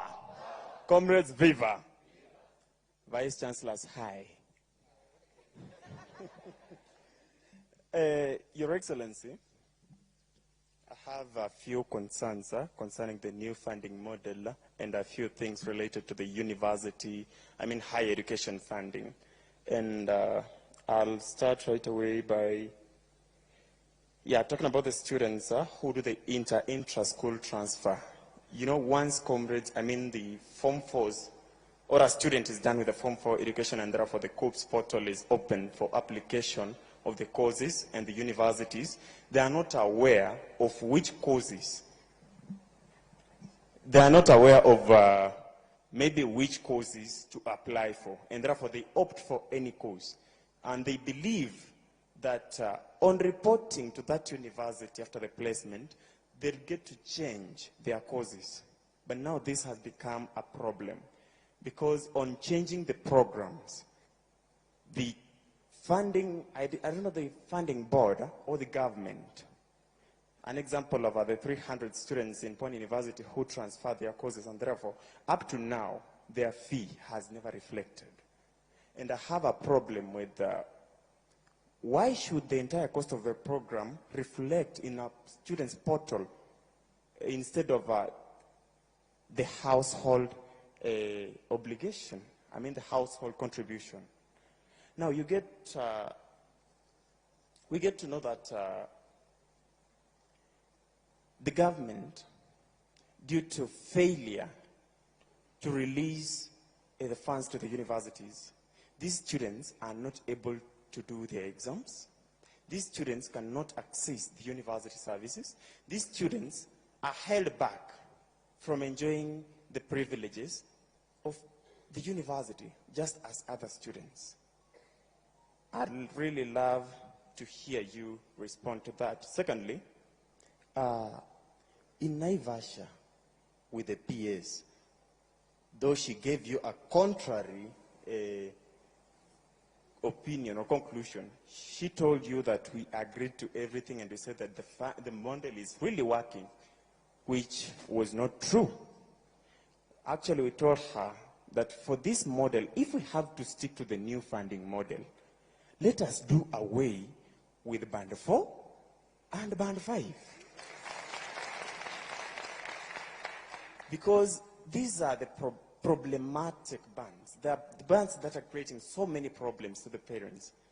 In Pony University, last week we had students joining, and majority of them came with their parents. So you find that we are helping in the admission process, and the parent is coming thinking that I'm part of the administrators, crying that, oh, my student is placed in Band 4, like my net worth is 0. What should I do? Na anatoa machozi. Really, Mr. President, I thought this government is for mama mboga and mtu ya boda boda. So what do we do to search, or rather to help such parents and students? Number 3, you said that if students can propose better ideas to make this model work, then I'm a social scientist. I can offer one. Now that my wise colleague there said that we have so many bursary kits in different dockets, starting from the MCA up to the presidential, your office also has a bursary. I don't know if that is true, but you know it yourself. So if we can constitute it into one kit and make education completely free, or reduce the cost of programs, that will be very appropriate, and this model will work. Number 2, I asked myself, now who sits back and decides that now this program is going to cost this much? Who? I think the Vice Chancellors and you know better. Do we have a fixed figure that should be the, like, hii lazima tu hii cost of hii program, for example, medicine should cost this much? So we can reduce, right? So if we have a reduced cost of programs, and let's say, for example, you have those, maybe the impossibility of Band 4 and 5 being done away with, now we have Band 1, 2 to 5. We have students in Band 1 paying nothing, Band 2 paying nothing, Band 3 paying something, Band 4 paying something a little more than those in Band 3, and Band 5 paying the, like, that way this model will work. Mr. President, I can assure you. Thirdly, we've talked about the corruption in the institutions. We have this seat. Mtu akikwambia this seat costs $1 million. That's crazy. We have this thing called a procurement act or procurement something. Like, each and everything has to be procured. We have those procurement officers. Those are the sources of corruption. Mr. President, if you have to do something, then start with doing away with those offices.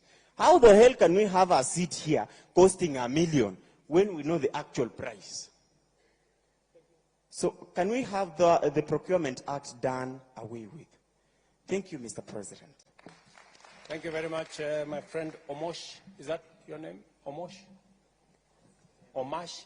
My name is Omar. Omar. Okay, Omar. Thank you. Let's take 2. I am informed that we are running behind time, but I will take 2 more. Yes, my sister. Okay, Kalen Karemi, the Vice Chair of the East African University. Mine is on what you have said about the private universities. For example, let me give you a case of myself. I studied in the village Ade school. Let me recognize the school St. James Kiarida. At that time, when I managed to get a C+ to join the university, but when I was going to apply through the COOPS, my C+ could only admit me to a private university. So you find most people the cluster point is high for the public universities. And yet, they will be, when they are going to apply, they will be placed in the private universities. And you have said you can't offer the scholarship. Right now, for me to pay the 19,000 that I'm paying in the private university I am, my parents are really struggling. That is for a fact. What if that parent of that student in the same case as mine, who is in a day school, is going to pay the same 80,000, 90,000? Will that student manage? That the student can't manage because the cluster point for the public university are that high. So what are you going to do about the cluster point? And then I'll go to question on the burden. We say, for example, a Maasai who stays at Narok. That person owns 100 cows. When I'm going to apply for that as where I studied in a day school, I'll be placed in band 1. And 100, you sell that cow for 50,000. The net worth of that person is 5 million. And that person will be placed in band 1. Reason being, the person is from the Maasai. They are known for those people who doesn't have, sorry to say that. Sorry to say that. And yet, that person, when that person doesn't have a KRA to feel about the parent when applying for the help or whatever, and yet that person net worth is 5 million. And that person will be placed at band 1. And then there's a case, someone from JQuad said that person is earning 25K. Are we fair on that? Yes, that is my question. On the cluster point and the... Thank you. Thank you, Karemi. I think we give this chance to a gentleman.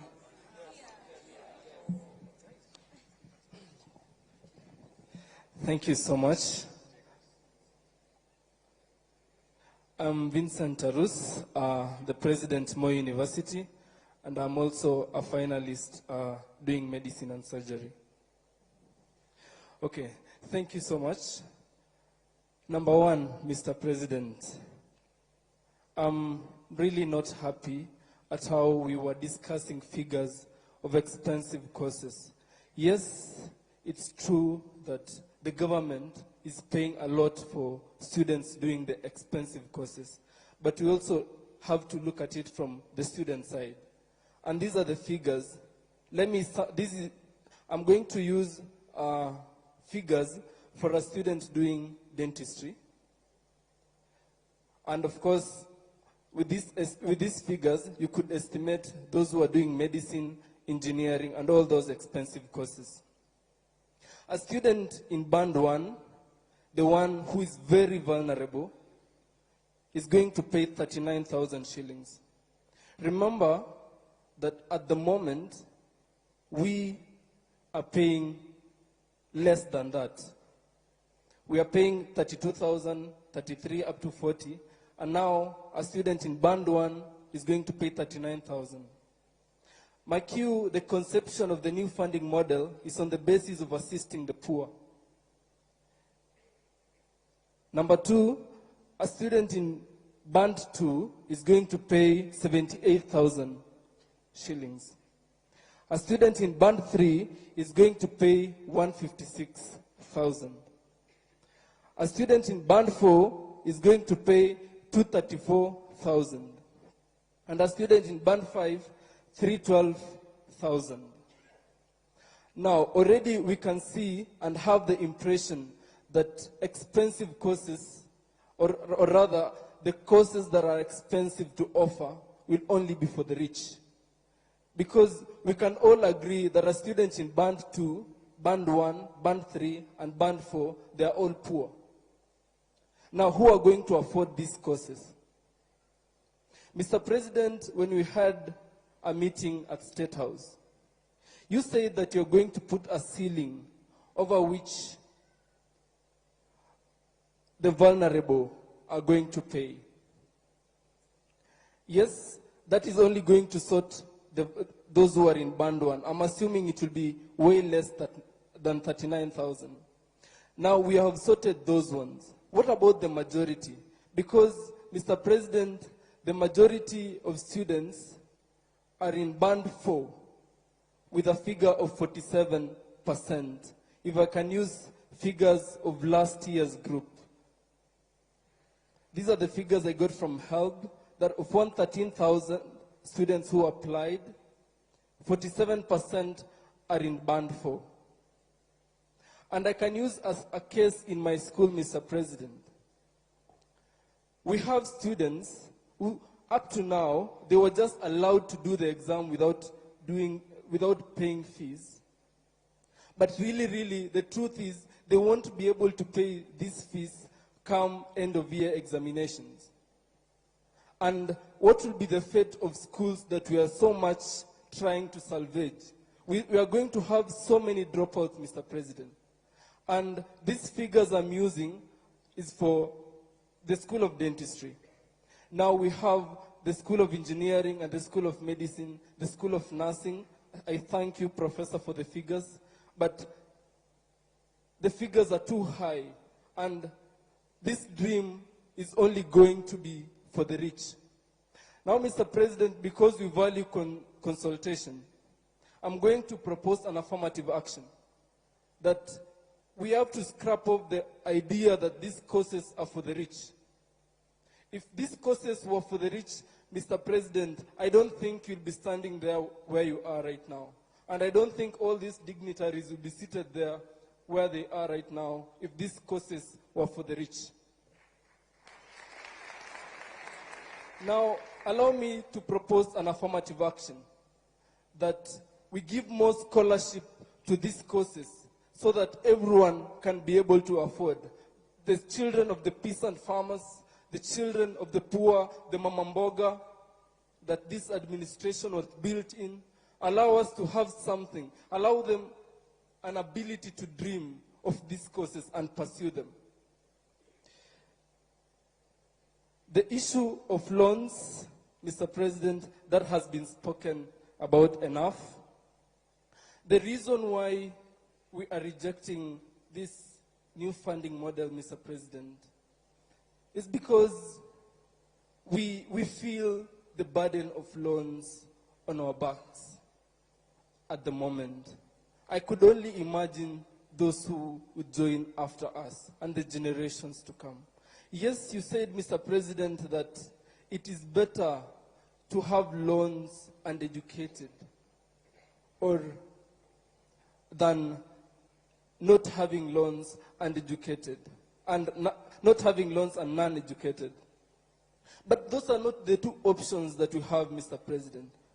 We can have a discussion of how we can balance both so that we can come up with a system that values everyone, a system that accommodates everyone. And until then, Mr. President, allow me to reject this new funding model respectfully. Thank you very much, Mr. Tarus. I don't know. Let me answer those questions. I think they are quite a buffet. Mr. President, I've been given one last concern.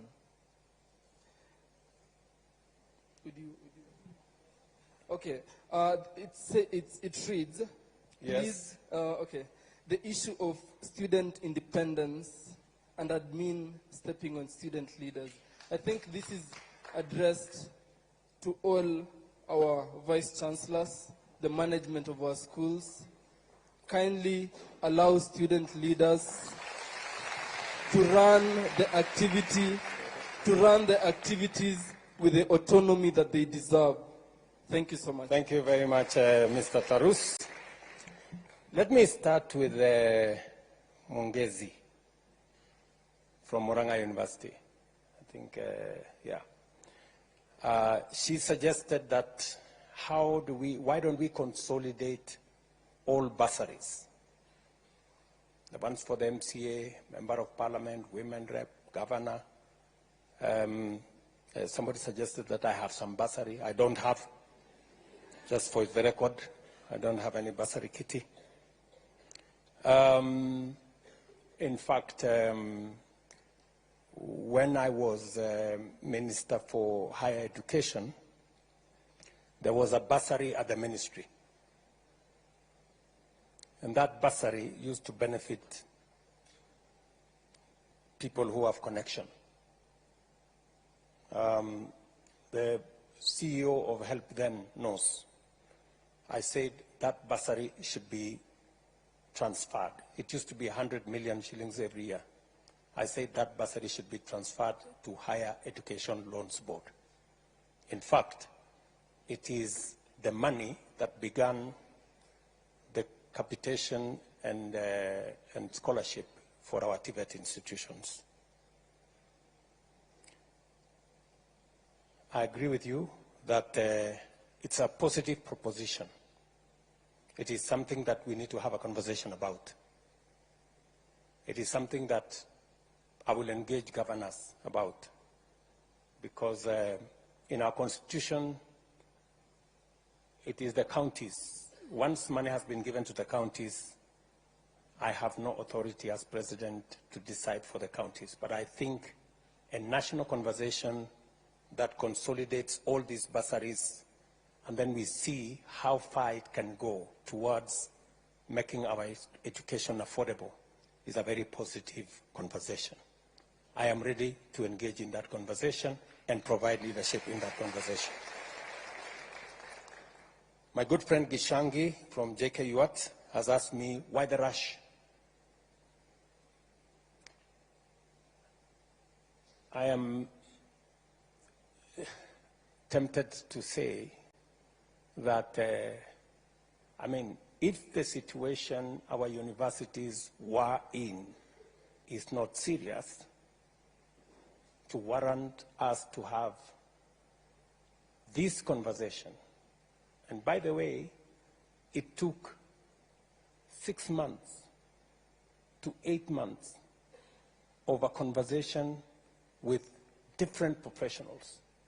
It was not something that it was over one night or a weekend or a week. It is something that was very clearly thought out. And you said something like, we make promises that we never keep. Let me tell you, this is one commitment I made. The universities are here. The vice chancellors are here. They can tell you the commitments I made on this model were delivered last year, and it is making a difference in our universities. That is the reality. You did say that corruption is a big problem, and I agree with you 100%. Corruption is a big problem.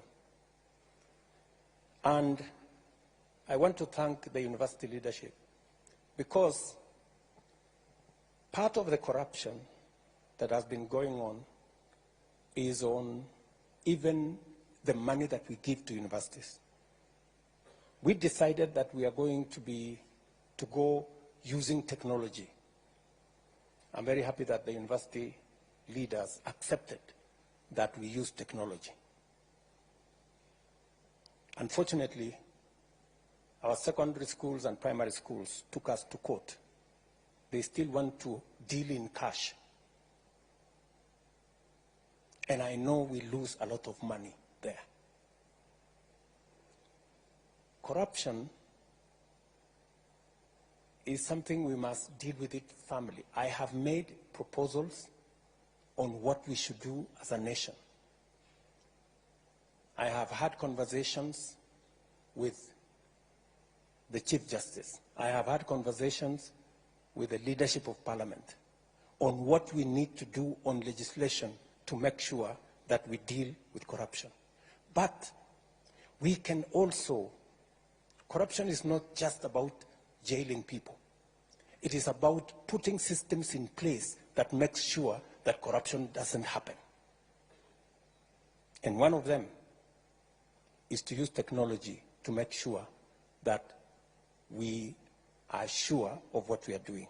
And that is what this whole system and what we are doing with HELP and what we are doing with COOPS and what we are doing with our universities is all about. I have made it very clear, and I have asked sometimes we investigate an incident or a corruption case, and people rush to court, and we are given an order, you cannot investigate so-and-so. We have situations where we have been told, you cannot charge so-and-so. They've gone to court and obtained an order. We must interrogate corruption so that we make sure that we deal with it from all angles. You have given a case of when somebody has 50,000 or earns 50,000 or 25,000, and they have siblings in university. Maybe they have one student in JKUAT, they have another student in another university. Higher Education Loans Board, can you help me explain how do we treat that parent? Mr. Gishangi wants to know what category is that? What category is that student? Can you help me? Thank you, Mr. President, for this opportunity. I'm not working for HELB, but I am a member of MTI Task Force and a lecturer at Laikipia University. My name is Dr. Alex Kibet, and I'm going to explain my understanding of this MTI. From the question that was asked was, how do we treat someone who has a lot of dependents? And from the questions that an applicant is asked is, how many dependents do you have? And the main reason why you're required to give that particular response is so that the MTI can be able to calculate a per capita of that particular household before, which is going to be used as an input for determining your score, and which is going to be used as an input for your final score that determine where you will be banded. And maybe to just say something, Mr. President, as an addition to what you have said. They have indicated, or you have indicated, that there are 10 indicators that show, or that are used, or that work as a variable. There are actually 10 super variables that are used to determine your level of need. But in reality, with each super, there are several other sub-indicators. For example, a family structure, for instance, which is, it has a variable on, you have both parents, you have a single parent, which is a mother, a single parent, which is a father, all the way to someone who is an abandoned child in the street. And all of them are taken care of. So that when all these factors, from the general super variable to sub-variables, the NTI makes sure that you are classified correctly. The only challenge, my President, that we experienced, because I was at least part of the team that analyzed the information, is the quality of information that our applicants provide for that particular system. This is a system that whatever comes out of it depends on what we input. So if we don't provide the correct information, then we're going to be banded wrongly. And because we are coming from a point that this is a new system, one of the recommendations that we gave to HELB and higher education was, please leave a room so that if there is anyone who may have submitted wrong information, can still re-provide an information that can be used for reconsideration. And that is why there is an open appeal for a fund, that if you have a different information from what you presented, you can re-provide and you can be reconsidered. And from the first information we've been given is within the next 3 weeks, that is going to be reconsidered. There's something else, again, Mr. President, that I would also wish to state. Is there's something on what if a situation changes in your course of your studies? How are you going to be taken care of? Let's say today you have both parents. And at the second year of your studies, something happens. Again, that is a factor that during our task force we considered and said, if a circumstance change, like your parents, guardian loses job, your parent loses job, you lose parents, you can provide the information that please reconsider my banding or my categorization so that I can have a space or be treated where I am supposed to be. There are some other small recommendations that we have suggested to them, and we hope they are going to work. Thank you, Mr. President. Thank you. Do you have anything useful to add, Mr. Kingori? No, Your Excellency. I think Dr. Kibet has said it well. Okay, thank you very much. So I think that is the information, Mr. Gishangi. You have also told me that there are people who masquerade as representative of students. And they have come to say we represent. I want to tell you, for the avoidance of any doubt, that any student I have met, they haven't said they represent anybody, at least to me. If they have told other people, I don't know. So I believe that every university has its own representation, right? And I have heard everybody here who has spoken, they have said, I am president of this college, vice president of that college. I have not heard anybody here saying, I am the president of all the universities. Or maybe I didn't, maybe it escaped my thinking, my listening. So I don't think there is anybody who has come to me to say they represent all the students of the universities. And if you are asking me that you want a representative body of all the students, that is a conversation I'm willing to have. And the universities, the leadership of universities should be part of that conversation so that we can all agree what mechanism are we going to use. Are we going to have elections in some form? Because, I mean, we are a democracy. Or how are we going to get a student leadership that represents our universities? That is a conversation that we can have. Somebody has told me, are you the one who said students who differ? There's somebody who told me about students who differ. Yes.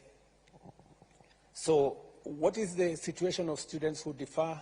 I am not, yes, Higher Education Laws Bond, can you help me there? Your Excellency, students who differ, the case of KCSE 2022, were all allowed to apply. So far, we have received 9,979 students from KCSE 2022, and this process is ongoing. So no student has been left behind. Thank you. Now, has he answered the question? Okay, what is the question? The question is, maybe a student who was already admitted, was in first year, instead of going to second year, they deferred, and then, is that the case?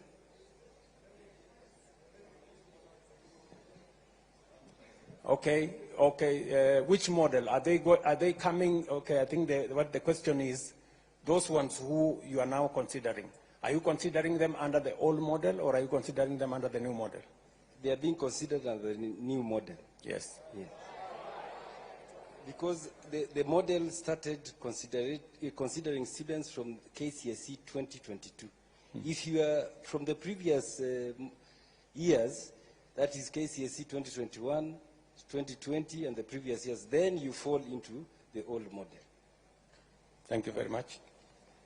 Now, my good friend Gishangi says he wants to replace my friend Karungo Dangwa. I wish you well. I know you have said that if I behave well, you might consider your vote for me in 2027. But Mr. Gishangi, I want to tell you that my focus is not in 2027. That's not my focus. My focus is in transforming Kenya. That is my focus. You know, there is always, you know, a belief that we must focus on the next election. Good people, there is more than the next election. We need to do and make the right decisions for Kenya now. If we make decisions merely because we want to be popular, that's how we get ourselves into the kind of situation our country is. That's where we end with our universities in so much debt, because we are unable to make the decisions that will get our universities out of trouble. My sister, younger sister, Agneta, I like the name, by the way. Agneta, she's wondering why is only 12% considered in band 1, when actually majority of the people in Kenya, or you know, a big portion, are poor. You know why, Agneta? Many of the children of the poor don't make it to university. That's the problem. And that's what concerns me. You know? I explained to you, you know, that the most disturbing thing is that the children of the poor are not in this conversation. And that is why, and it really bothers me, that is why I made the decision that I am going to hire the largest number of teachers. I'm going to put more money, invest more money in those schools where the children of the poor are, so that we give them an equal chance for them to be part of this conversation. I know it's not a very popular thing, but that's the correct position. That's why I'm going to hire another 20,000 teachers, God willing, by the end of this year. The same way I hired the 56,000, to send them to all these day schools and schools in those rural areas and all those day schools, to make sure that the children of the poor also make it to get to the university, so that they can come and sit here and have this conversation with the rest of us. That's my position. Let me also say the following. You have told me, and I agree, you're very sympathetic to my case, that we have said, let the students be admitted. Let all the students be admitted, even as we sort out the issues of how much they are going to pay, how much the households are going to pay. And we have said that, recognizing that it is something we must do. You have said, how then are the universities going to pay? If the students don't pay, if the households don't pay, how will the universities survive? How will they pay for the essentials? Agneta, we are going to give money to our universities, because we are giving money on scholarships from by government, even as parents sort themselves out as to whether they are in band 1, band 2, band 3, and the appeals and what have you. As that is going on, we are going to support the universities to make sure that the courses and learning continues from the government support that comes as scholarship, and also from our Higher Education Loans Board, and they're here. They are going to be forwarding the money that is on the loans aspects to the universities as well. So that's how we are going to support the universities. you have said something about there are some situations that marriages break, and I think the two gentlemen have already answered that question, that if your situation changes along the way, you are free to bring back your new status so that you can be reconsidered accordingly.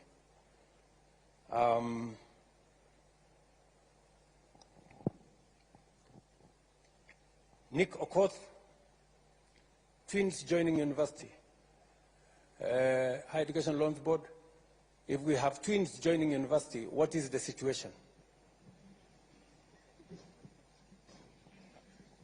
There was a question when they were filling the form, and they were asked, do you have a sibling joining university or TVET college? And if they said yes, they were supposed to input either the ID or the index number if they were minors. And that goes into considering where they are placed. Yes, because we score them up to 100, and that will give them another 29 points to move towards Band 1. Okay. Faustin Wandera from Nazarene University. You told me that you feel the universities are being... I have tried to explain that the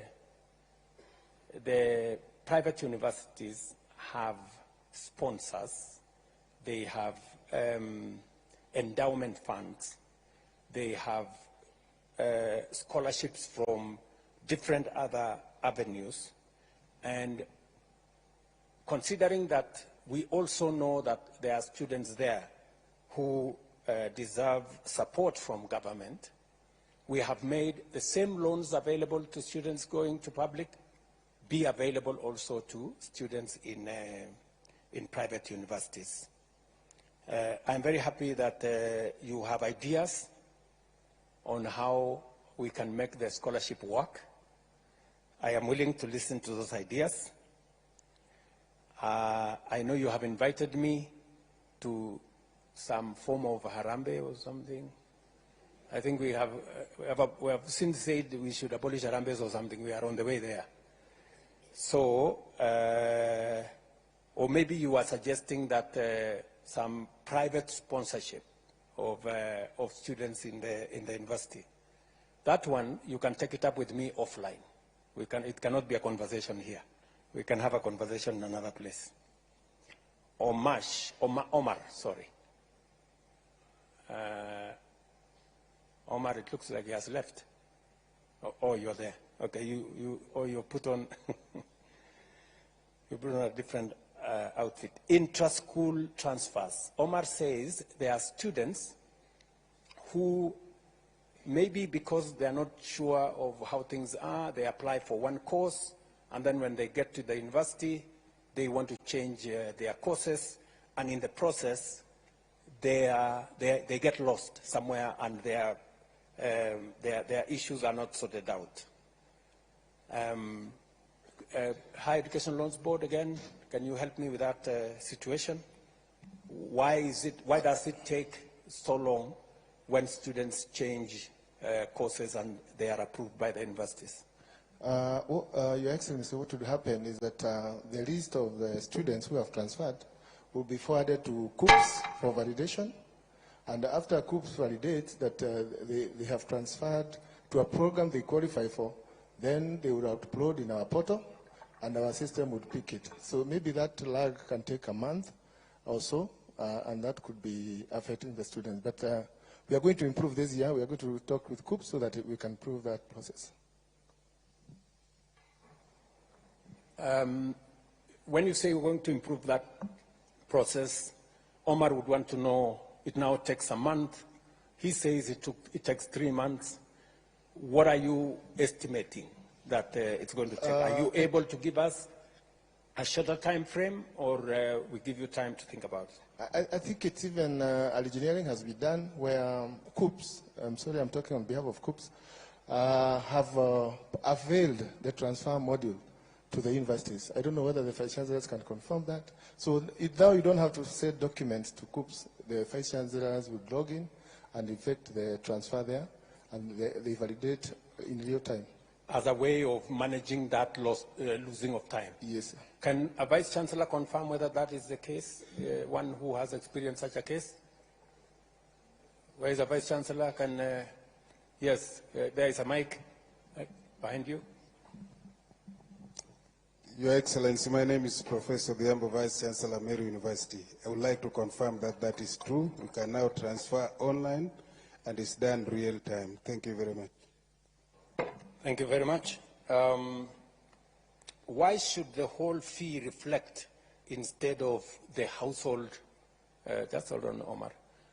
I'm still answering your questions, just to Lisa Boli kidogo. Omar is asking why should the whole fee reflect, all he wants is the fee to reflect on what the household is supposed to contribute. I think initially the letters that went out had the full fee, the cost of the course, and that is what brought a lot of confusion. The ministry then instructed, and I think the PS can speak to this. Yes, PS. Your Excellency, there had been a lot of confusion in terms of what the students contribute in terms of fees as compared to the actual cost of the programs. So we thought it was important to share this information so that students can appreciate that a course like medicine, for example, is 612,000, but the government is shouldering a portion of this cost of the program, and the households only pay a certain amount. But Your Excellency, we've been in conversation, and when we realized that was a problem, we withdrew the letters, and we have released new letters that just indicate the amount for the household to contribute. Thank you. Thank you very much. I think initially, Omar, what the point was, you know, sometimes people don't appreciate where we're coming from. I think so there was an attempt to say, okay, this course costs so much. The government is going to pay so much. You're going to get loan of so much. And the household is going to pay so much. Unfortunately, many people misunderstood that and said, okay, the cost costs 600,000, that's what I'm supposed to pay. And that's what brought confusion. So I think subsequently the letters were withdrawn, and now it's only showing what the household is supposed to contribute. You have said about Naivasha that there was a problem in Naivasha, that you guys were in Naivasha, and I think there were some agreements that maybe were misrepresented. I was not aware. I was briefed by the team that was in Naivasha. It was a place to explain, for students to appreciate. Do you want to say something as the team leader who was in Naivasha? These good guys are saying you said what they did not agree.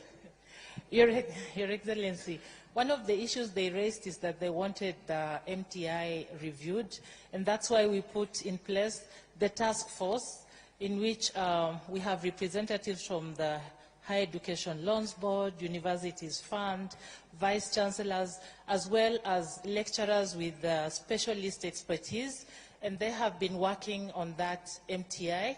So one of the issues that should be very clear is that we do not usually use the raw scores. So if, for example, you have 9 dependents, or 5, or 2, or 3, all of these have a weight. And that weight is usually determined by a very random group.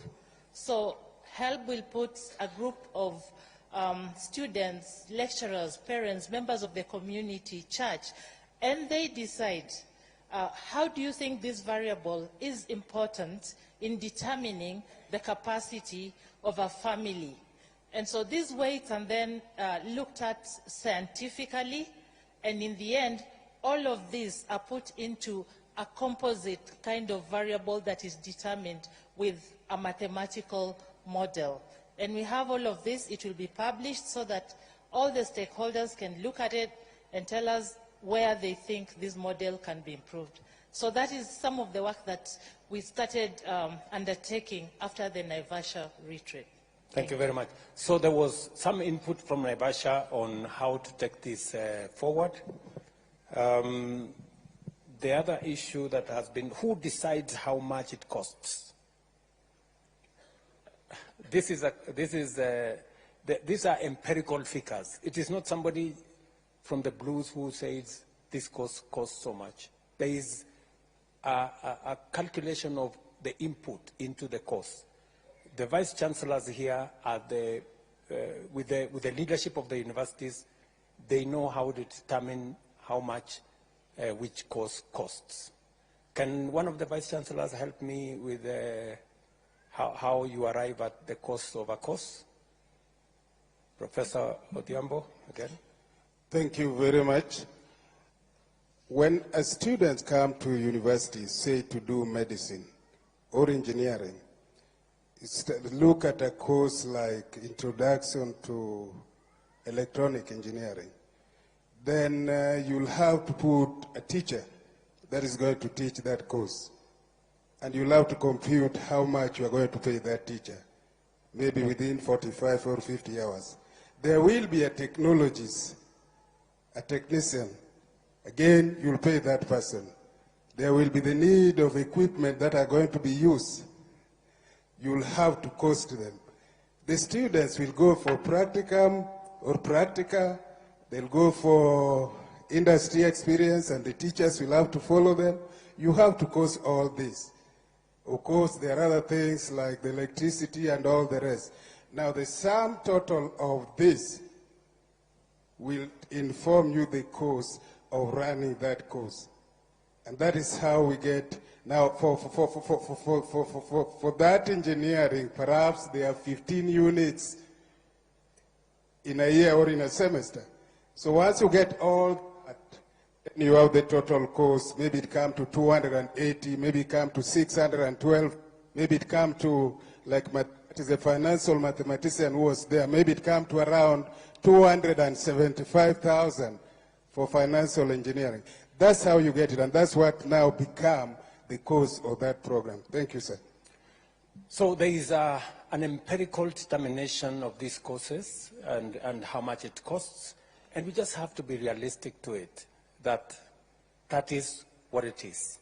There is no benefit in assuming that this course costs so much just by assumption. It has to be calculated and it has to be determined scientifically.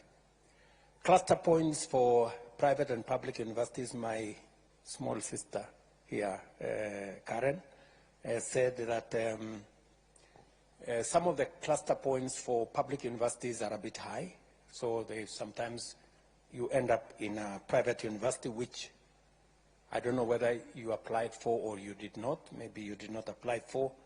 And therefore, you end up in a situation where you are asked to pay more because this is a private university and there is no scholarship. All you can get is a loan.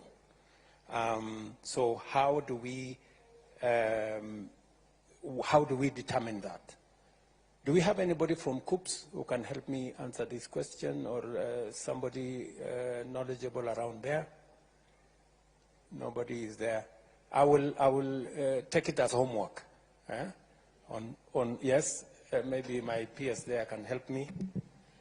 Professor Mugendi is the chair of that cluster work at the KUPS, so he can speak to the cutoff points.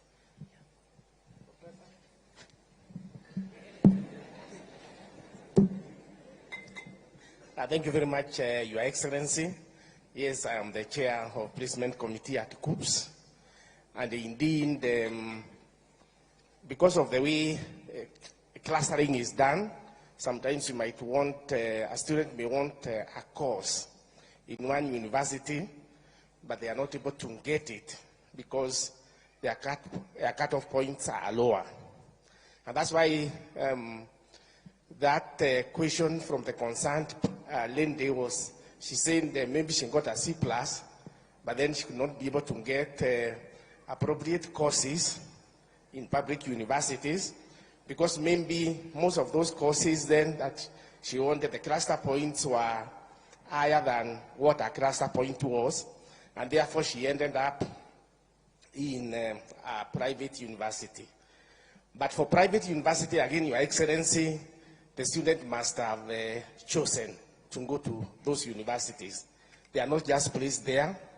There's normally a box where you tick that maybe if you don't get this course in public universities, you are also willing to go to private universities. So there is always that choice.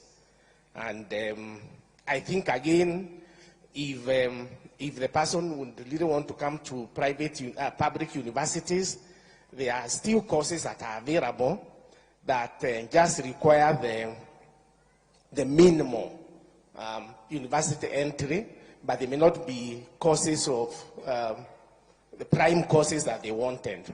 But anybody wanting to go to public universities and they have a C+, Your Excellency, they will not be denied, because the universities are there and there are programs that are linked to take them. Thank you. Let me also tell Karen that KRA is not the only parameter we use. So this Maasai fellow with 100 cows, and there's no provision for what is your tribe in the whole thing. So there's no place for Maasais there. So the other parameters are there. Which school did you go to? Which primary school did you go to? You also registered under the education system. Are both your parents alive? You know, there are so many other parameters that eventually determine the classification. So even though you may not have some of your details in KRA, there are other parameters that contribute to the banding. So I think that is what informs the whole setup.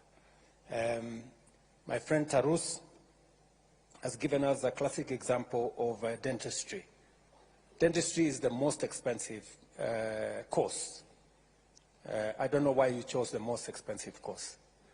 To make your point, I guess, that this dentistry is a course that we have, universities have said it costs 730-something thousand. So this is a course that is fairly expensive because of all the reasons that we've been told by Professor Odhiambo there, the delivery of the course. And what are we going to do to make sure that we don't lock out children from vulnerable backgrounds from this course? We have to strike a balance between teaching the course at all, because we actually run the risk, Mr. Tarus, if we continue the way we are continuing, we run the risk of not teaching that course at all, or having a half-baked dentist, because we have made him to pass exams, and yet we haven't trained him enough. So that's a balance we have to strike. And you remember when we engaged, I told you this is an area of improvement that we may consider. What about the expensive courses? How do we have a ceiling on making sure that those coming from vulnerable backgrounds have a ceiling that does not exceed what they can pay? But let me also say the following, Mr. Tarus. You also know that students in Band 1 get an upkeep of 60,000, up from 52,000. Students in Band 2 get 55,000 as upkeep. We have also raised the upkeep for all the categories, because we also know that some of these students from these vulnerable backgrounds, they sometimes contribute to their own education if they have sufficient resources coming out of the student upkeep. And these are some of the nuances that we have to think about. the trade-off we have to make is, do we continue with a model that has put our universities under very severe strain and almost collapsed our education system, or do we improve it? That's the question we have to ask ourselves. Do we continue with a system that has the potential of collapsing all our universities, the vice chancellors, you heard them say, or do we improve it? I would suggest respectfully that we improve it. And this is the way to improve it. And this conversation is part of what will inform how to improve it. And I want to encourage you as comrades, if I may, to be part of this improvement, to be part of these suggestions on how we are going to improve this system. Whether it is students doing medicine, as Tarus has said, or engineering or nursing, we must make sure that it improves and make sure that our education does not suffer what it has suffered so far. Does the appeals work? You know, if you appeal, do you have a chance of ever getting it right? I know I have seen in the media sometimes cases of people who have asked that they were put in the wrong bands. But there are cases of some of those students who were put in the wrong bands, who have made their appeal, given the correct information, and they have been put in the correct band. Are there such cases, for example, in this hall, if we have any who may want to say their bit who are in this hall? Because I remember there was Josiah from Kisii, and he made a very passionate, are you Josiah? Okay, you wanted to say something? Just hold your horse. Or do we have any other student who made an application and was given a chance to appeal? Yes, my friend? Are you among those who appealed? Yes? Okay, give him the mic. Let's hear what his story was. So nili-apply nikawekwa band 3, nikafanya appeal, nikawekwa band 2. Yeah. What was the issue, for example? Were you told what the issue was? I wasn't told, so tuliambiwa to reapply. Yeah. And you reapplied. Who initially, how had you applied? Who had applied for you? I applied through the cyber and I filled out the details correctly. And then during the appeal, you have to write a better reason as to why you're appealing. And then you were reconsidered? Yeah, I was reconsidered and placed in band 2. So how long did it take? Like a week. A week? Yeah. 1 week? Okay. There are some other people who have applied. There are others who have taken in some of our suggestions, and we have seen them progress.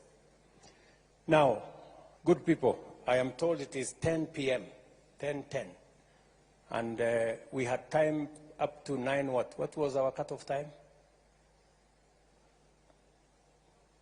9:15. So we are an hour late. So let me conclude by saying the following, that I have listened very carefully to, yes, my friend, you have something to say? Give him the mic. Yes, thank you, Mr. President, for giving me this opportunity to talk. So my question was about my institution there at TUK. So when you were coming to launch the S block at the Technical University of Kenya, you told us that there was the land that is behind the Kenya Poly, that is the Technical University of Kenya. You told us that that land belongs to us, and nowadays I see that land is used as a parking space by some people we don't even understand. So kindly can you clarify how that land went? Because we will occupy that land as from tomorrow. Thank you. Thank you very much. Chancellor of TUK here, can you confirm what the situation is with that piece, Vice Chancellor? Thank you, Your Excellency. Vice Chancellor from the Technical University of Kenya. Your Excellency, you gave us that land, and we have been following the due process to get the documentation. I told my students not to occupy the land because we need to have the title deed so that we do the right thing. And I want to appreciate that, Your Excellency, my student led by my president who is here, Alex, we've been talking to them. It's true, there's a team that made a fence and they started parking there. And the students say that the president said this is our land. And we have written letters even to your office through the head of public service to that effect. And we are waiting to get the response. So kindly don't occupy. We are going to get the title deed so that we do it right in the right way. Where is the CS for education? Is Machogu, my friend is my friend Julius here? Julius, you have an assignment. Please make sure that you talk with your colleague at the Ministry of Lands to make sure that that piece of land is, justice is done, and that my good friend doesn't have to go to occupy. And we can give them the title, and not just the title. We can actually, using our housing fund facility, we can help them put up some hostels if that is what the university wants. So I'm sorry that we have to call it a day because it is okay. Let me end with this girl. She has really put up a strong case. All protocols observed, itikati zote zikiwa zimezingatiwa. My name is Honorable Sang Linda Chepkoech from the Strathmore Law School. And Mr. President, I must put down my book to say something. It has always been my dream to meet the president. And today, I've met you, but keep quiet, I want to say something, eh? Mr. President, when you entered this hall, I was watching your steps. And when we came in here, we could see there are seats that are white. You've worn, beginning from your coat, you've worn white, and at the end, it's white. So from far, starting point, and to the end, you are wearing all white. Mr. President, it means peace. Please, look into this new funding model. Mr. President, look into it 3 times, look into it, and ensure it favors everyone. Most of us here are from vulnerable backgrounds. We are just in some schools because of purposes and because of our mouths. Mr. President, look into it. Please, Mr. President. Thank you. Thank you very much, my dear. Thank you. So I think let us let's leave it there. I know the ladies want to say something, but because of time, what maybe we could agree on a way forward. And let me suggest one, that this has been a very healthy conversation. I must say that you have enriched my thinking. You have given ideas that give a suggestion on the way forward. I value every suggestion that has been made here. Many people here have given suggestions on how we can make it better. My good friend Junior here said that let us improve on what has been there, make it better, so that our universities can can move forward and all the students can look at the model positively.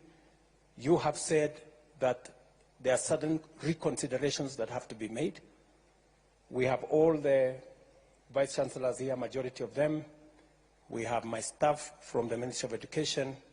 We have people from Higher Education Loans Board. We will take into account the issues you have raised. Beyond the funding model, you have told me about matters to do with fighting corruption. You have told me about how we create better representation for students in our universities. You have told me about all the other issues. They are very important issues to me, and I will look into those issues. Let me propose a round of applause for all those who gave wonderful suggestions. Tuwapige makofi.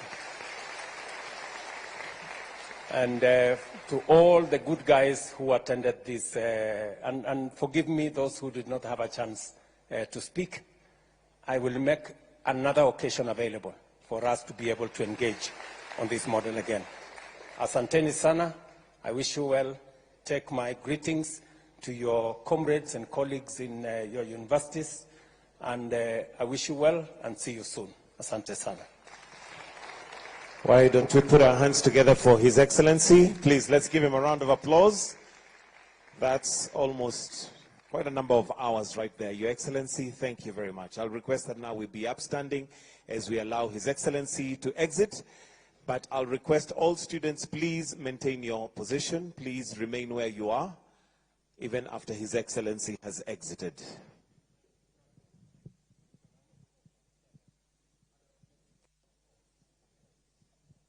And a round of applause for His Excellency.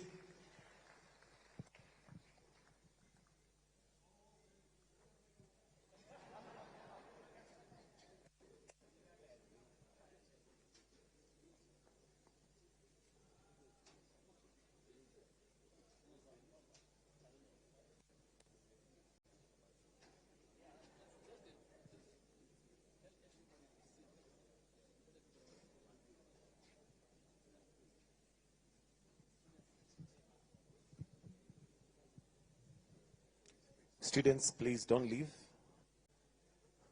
Kindly.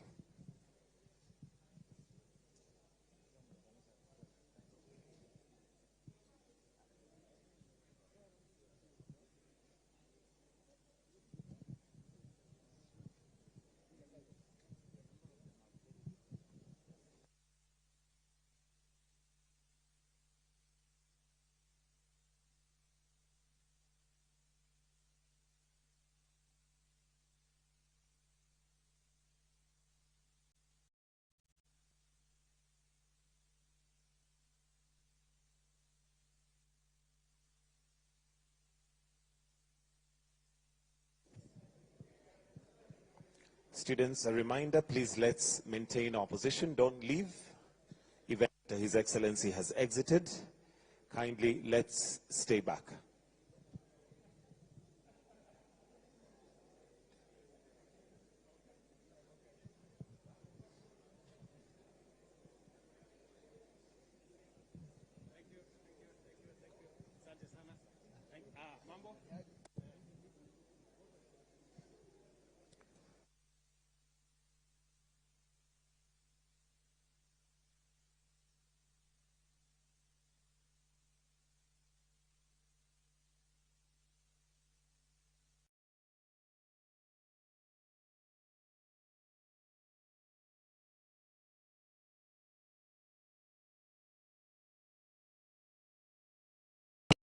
Na kuna wanaharakati wa elimu ambao wameweza kukosoa mfumo huu wakisema kuwa utawafanya wanafunzi wengi kuweza kukosa ufadhili, kwani wanasema kuwa mfumo huo haukuweza kuchukuliwa muda ama muda haukuweza kupewa muda zaidi samahani kuweza kuhakikisha kuwa wamefanya uchunguzi wa kutosha, na hivyo wanashtumu serikali na kusema kuwa mfumo huo uliweza kuharakishwa na hivyo utaweza kuleta matatizo kuhakikisha kuwa wanafunzi wameweza kupata ufadhili katika vyuo vikuu ama taasisi za elimu ya juu. Na mtazamaji, utakumbuka kuwa hapo awali mfumo wa kuweza kuwafadhili wanafunzi ambao wako katika taasisi za elimu ya juu ulikuwa tofauti kidogo, na ulikuwa hauzingatii sana makundi, na hivyo ulipata kuwa ilikuwa tu kama mzazi ama familia ingeweza kukadiria karo asilimia kiwango fulani, hivyo serikali ilikuwa inajitokeza na kuwapa fedha za kuweza kufadhili elimu. Na mtazamaji, tukitazama kwenye runinga tunaona kuwa Rais William Ruto tayari anawasili, ndio pale anaingia katika juma hilo la KICC ili kuweza kuanza moja kwa moja kikao maalum cha kuzungumzia mfumo huu mpya wa ufadhili wa elimu ya chuo kikuu. You can take your seats. Good evening everybody, and welcome to this evening's town hall. I did invite all of you so that we can have a conversation about one of the most important subjects, probably the most important subject, and that is education. It's an important subject because all of you know that education is the equalizer that makes the children of every citizen from all communities, from all walks of life, coming from all backgrounds, to be equal. Number two, education is important because as Kenya, our most important asset is our human capital. World over, you ask any international company, local and foreign, they will tell you that the Kenyan human capital is comparable to none. And number three is that education, because of its importance, we spend close to 29% of our budget on education. So it is the most important subject. All of you remember during the last election, there was a very big debate on two subjects. Number one, about CBC and where it was going. I remember in many instances, citizens were wondering what is going to happen to our children after grade 6. What's going to happen next? What's the future of CBC? The other very important subject was the status of our universities. At that time, 23 out of our 40 public universities were technically bankrupt or insolvent because the government of Kenya had debts owed to universities, 135 or 38 billion shillings to public universities and about 51 billion shillings to private universities. And many of our universities could hardly pay salaries. In fact, some of them paid half their salaries. I even had a conversation with one of the vice chancellors, and he told me that they have never paid full salary for the last 13 years to lecturers. We had many suppliers who were not paid. In fact, for those who are doing engineering courses in medicine that requires supplies for practicals, and many other requirements, many of them could not afford. And what happened? It was beginning to affect the quality of our education. And you all know, because you're scholars, that there is a common saying that to destroy a nation, you don't have to use an atomic bomb or to use long-range missiles. All you need to do is to lower the quality of education, and if there is exam cheating, you will have destroyed a nation. So, when I came into office, among the first things that I did, because it was important that we save our education system, I appointed a 42-person task force made of education professionals, people who had run schools and universities and colleges, people who had experience. And they took almost 8 months. And I tasked them with sorting out the issues in our education sector. These great professionals, and I have every reason to believe they did a good job. They came up with recommendations on what to do with CBC, recommendations that we have implemented, and to a great extent, we now have an aligned, competence-based education system. They also recommended what I needed to do in terms of pupil-teacher ratio. And it's the reason why I have hired 56,000 new teachers in the last 2 years, the largest in the history of Kenya. And it is also the reason why we are implementing the student-centered funding model that is aimed at sorting out the challenges that are in our universities. We are 1 year in. Last year, we admitted students using this model. And what this model has done is that we have taken the amount that we are funding our universities from an average of 45 billion shillings every year to 82 billion shillings every year. That is the quantum of additional resources we are making available, both for help, for scholarships that go to our universities. The biggest challenge that universities had was that they had inadequate funds, because we promised, or government promised, that they would sponsor students, both loan and scholarship, up to 80%. But they didn't meet their end of the bargain. And we ended up with a big crisis. As I have told you, we ended up with debts of close to 180 billion shillings owed to our universities.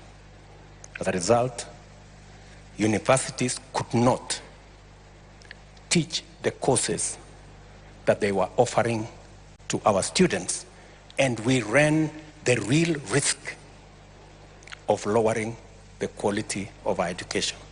And as I have told you, you know what kind of a risk that poses to our nation. The new student-centered funding model has 5 bands. The banding did not start with this model. Everybody should know that. We started the banding in 1996. There has always been banding. It didn't start with this model. I know there is a push that maybe this banding started with this model. It did not. It's always been there. All we did is, instead of having four bands, we made it 5. And we have reasons for that, and I'll explain. Number 2,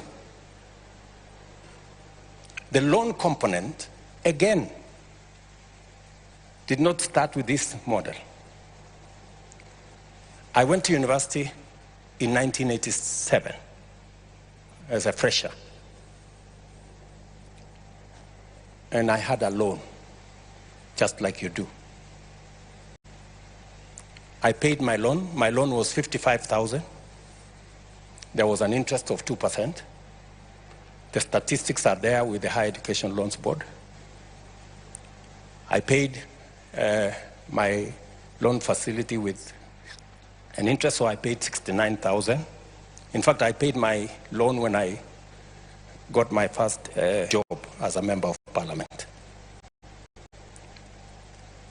So the loan component is not a new thing. It's what has always been there. It's what makes the model sustainable. What we have done is, and I want to put this in context,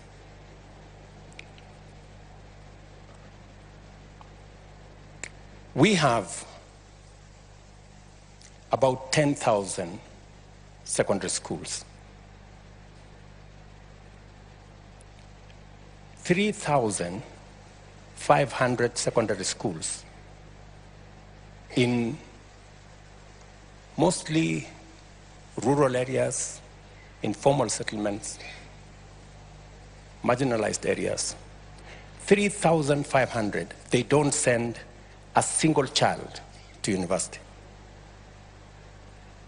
Whole communities, whole villages don't have a single child they send to university. It is the reason that I decided to hire 55,000 teachers to send to these schools. It is the reason why this year we're going to build 1,800 laboratories in those schools, because those schools,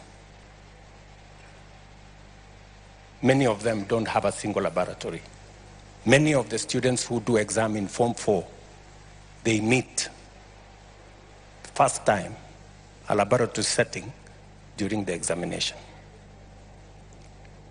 That disturbs me a lot, that we have close to 1,200,000 children who go to school and they have no chance of going to university because of the school they attend. Let's put that aside.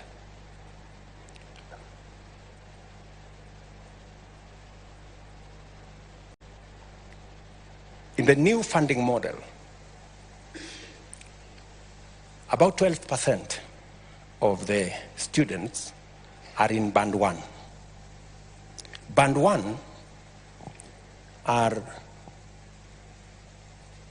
straight children who are orphans. All of them, without exception, go to Band 1. Children who are associated with disability, all of them go to Band 1. Children whose parents are on cash transfer because they are classified as vulnerable, all of them go to Band 1. And students whose parents earn below 6,000 shillings a month. All those students go to Band 1. And this Band 1, we changed it slightly. Everybody used to get 80% scholarship and loan. We decided that for these kids, we raise it to 95%. From 80 to 95%, they get loan and scholarship. 70% scholarship, 25% loan, and only 5% their parents pay. And that is roughly maybe something below 5,000 shillings a semester. And it is because they truly need our help. Band 2 are the next, whose parents earn below 25,000 shillings. They get 90% loan and scholarship, 80%, 80% loan, 80% scholarship, 70%, 80% scholarship, sorry, and 10% loan, and the household pays 10%. Number 3, they get 80% scholarship, 10% they pay, loan, and 10% household they pay. These are the 3 most important because they affect the vulnerable. The others, band 4 and band 5, these are the people whose parents earn up to 70,000 are in band 4, and in band 5, the people whose parents earn beyond 70,000. So, the assessments are being done by a means testing instrument. They are not an arbitrary figure. A means testing instrument that has been in operation since 1996. I don't know whether the people from Higher Education Loans Board are here. When did the means testing instrument come into? Is it 91 or 96? 1996. That means testing instrument has been there since 1986. And it has parameters from a multi-agency approach. We have parameters from Kenya Revenue Authority. We have parameters from Kenya National Bureau of Statistics. We have parameters from NIMS, which is the education portal for registration of persons. We have statistics from our ecosystem that serves the registration of the vulnerable in the Ministry of Labor, and many other variables that are put together. It is as objective as it can, and we keep improving on it to make sure that it assesses our children correctly. There's been cases, legitimate cases, of some students who have been placed in the wrong band. And sometimes it's because of the information that has been supplied. And there is an opportunity for a parent or a student, if they are banded in a band that they don't think they belong, there is an appeals process. Last year, I think we got 9,000 or 10,000 appeals. This year, we've gotten how many appeals so far? How many appeals so far? 26,000 appeals have come in, and they are being processed. And they have undertaken that any appeal of the 100 and how many students applied? 134,000 students applied, 26,000 have appealed, and they are being processed. They've given me their word that the processing will take 3 weeks, and every parent or student will get their responses. Yes, sir. Especially if they have supplied information and corrected the information that sometimes in the portal. Yes, sir. Some of the time, when students go to a cyber, and sometimes the cyber keys in information that's not correct, we end up with the wrong information, and sometimes we end up with students in the wrong band. But overall, it's a process that has been tested, it's a process that has worked, and we want to use it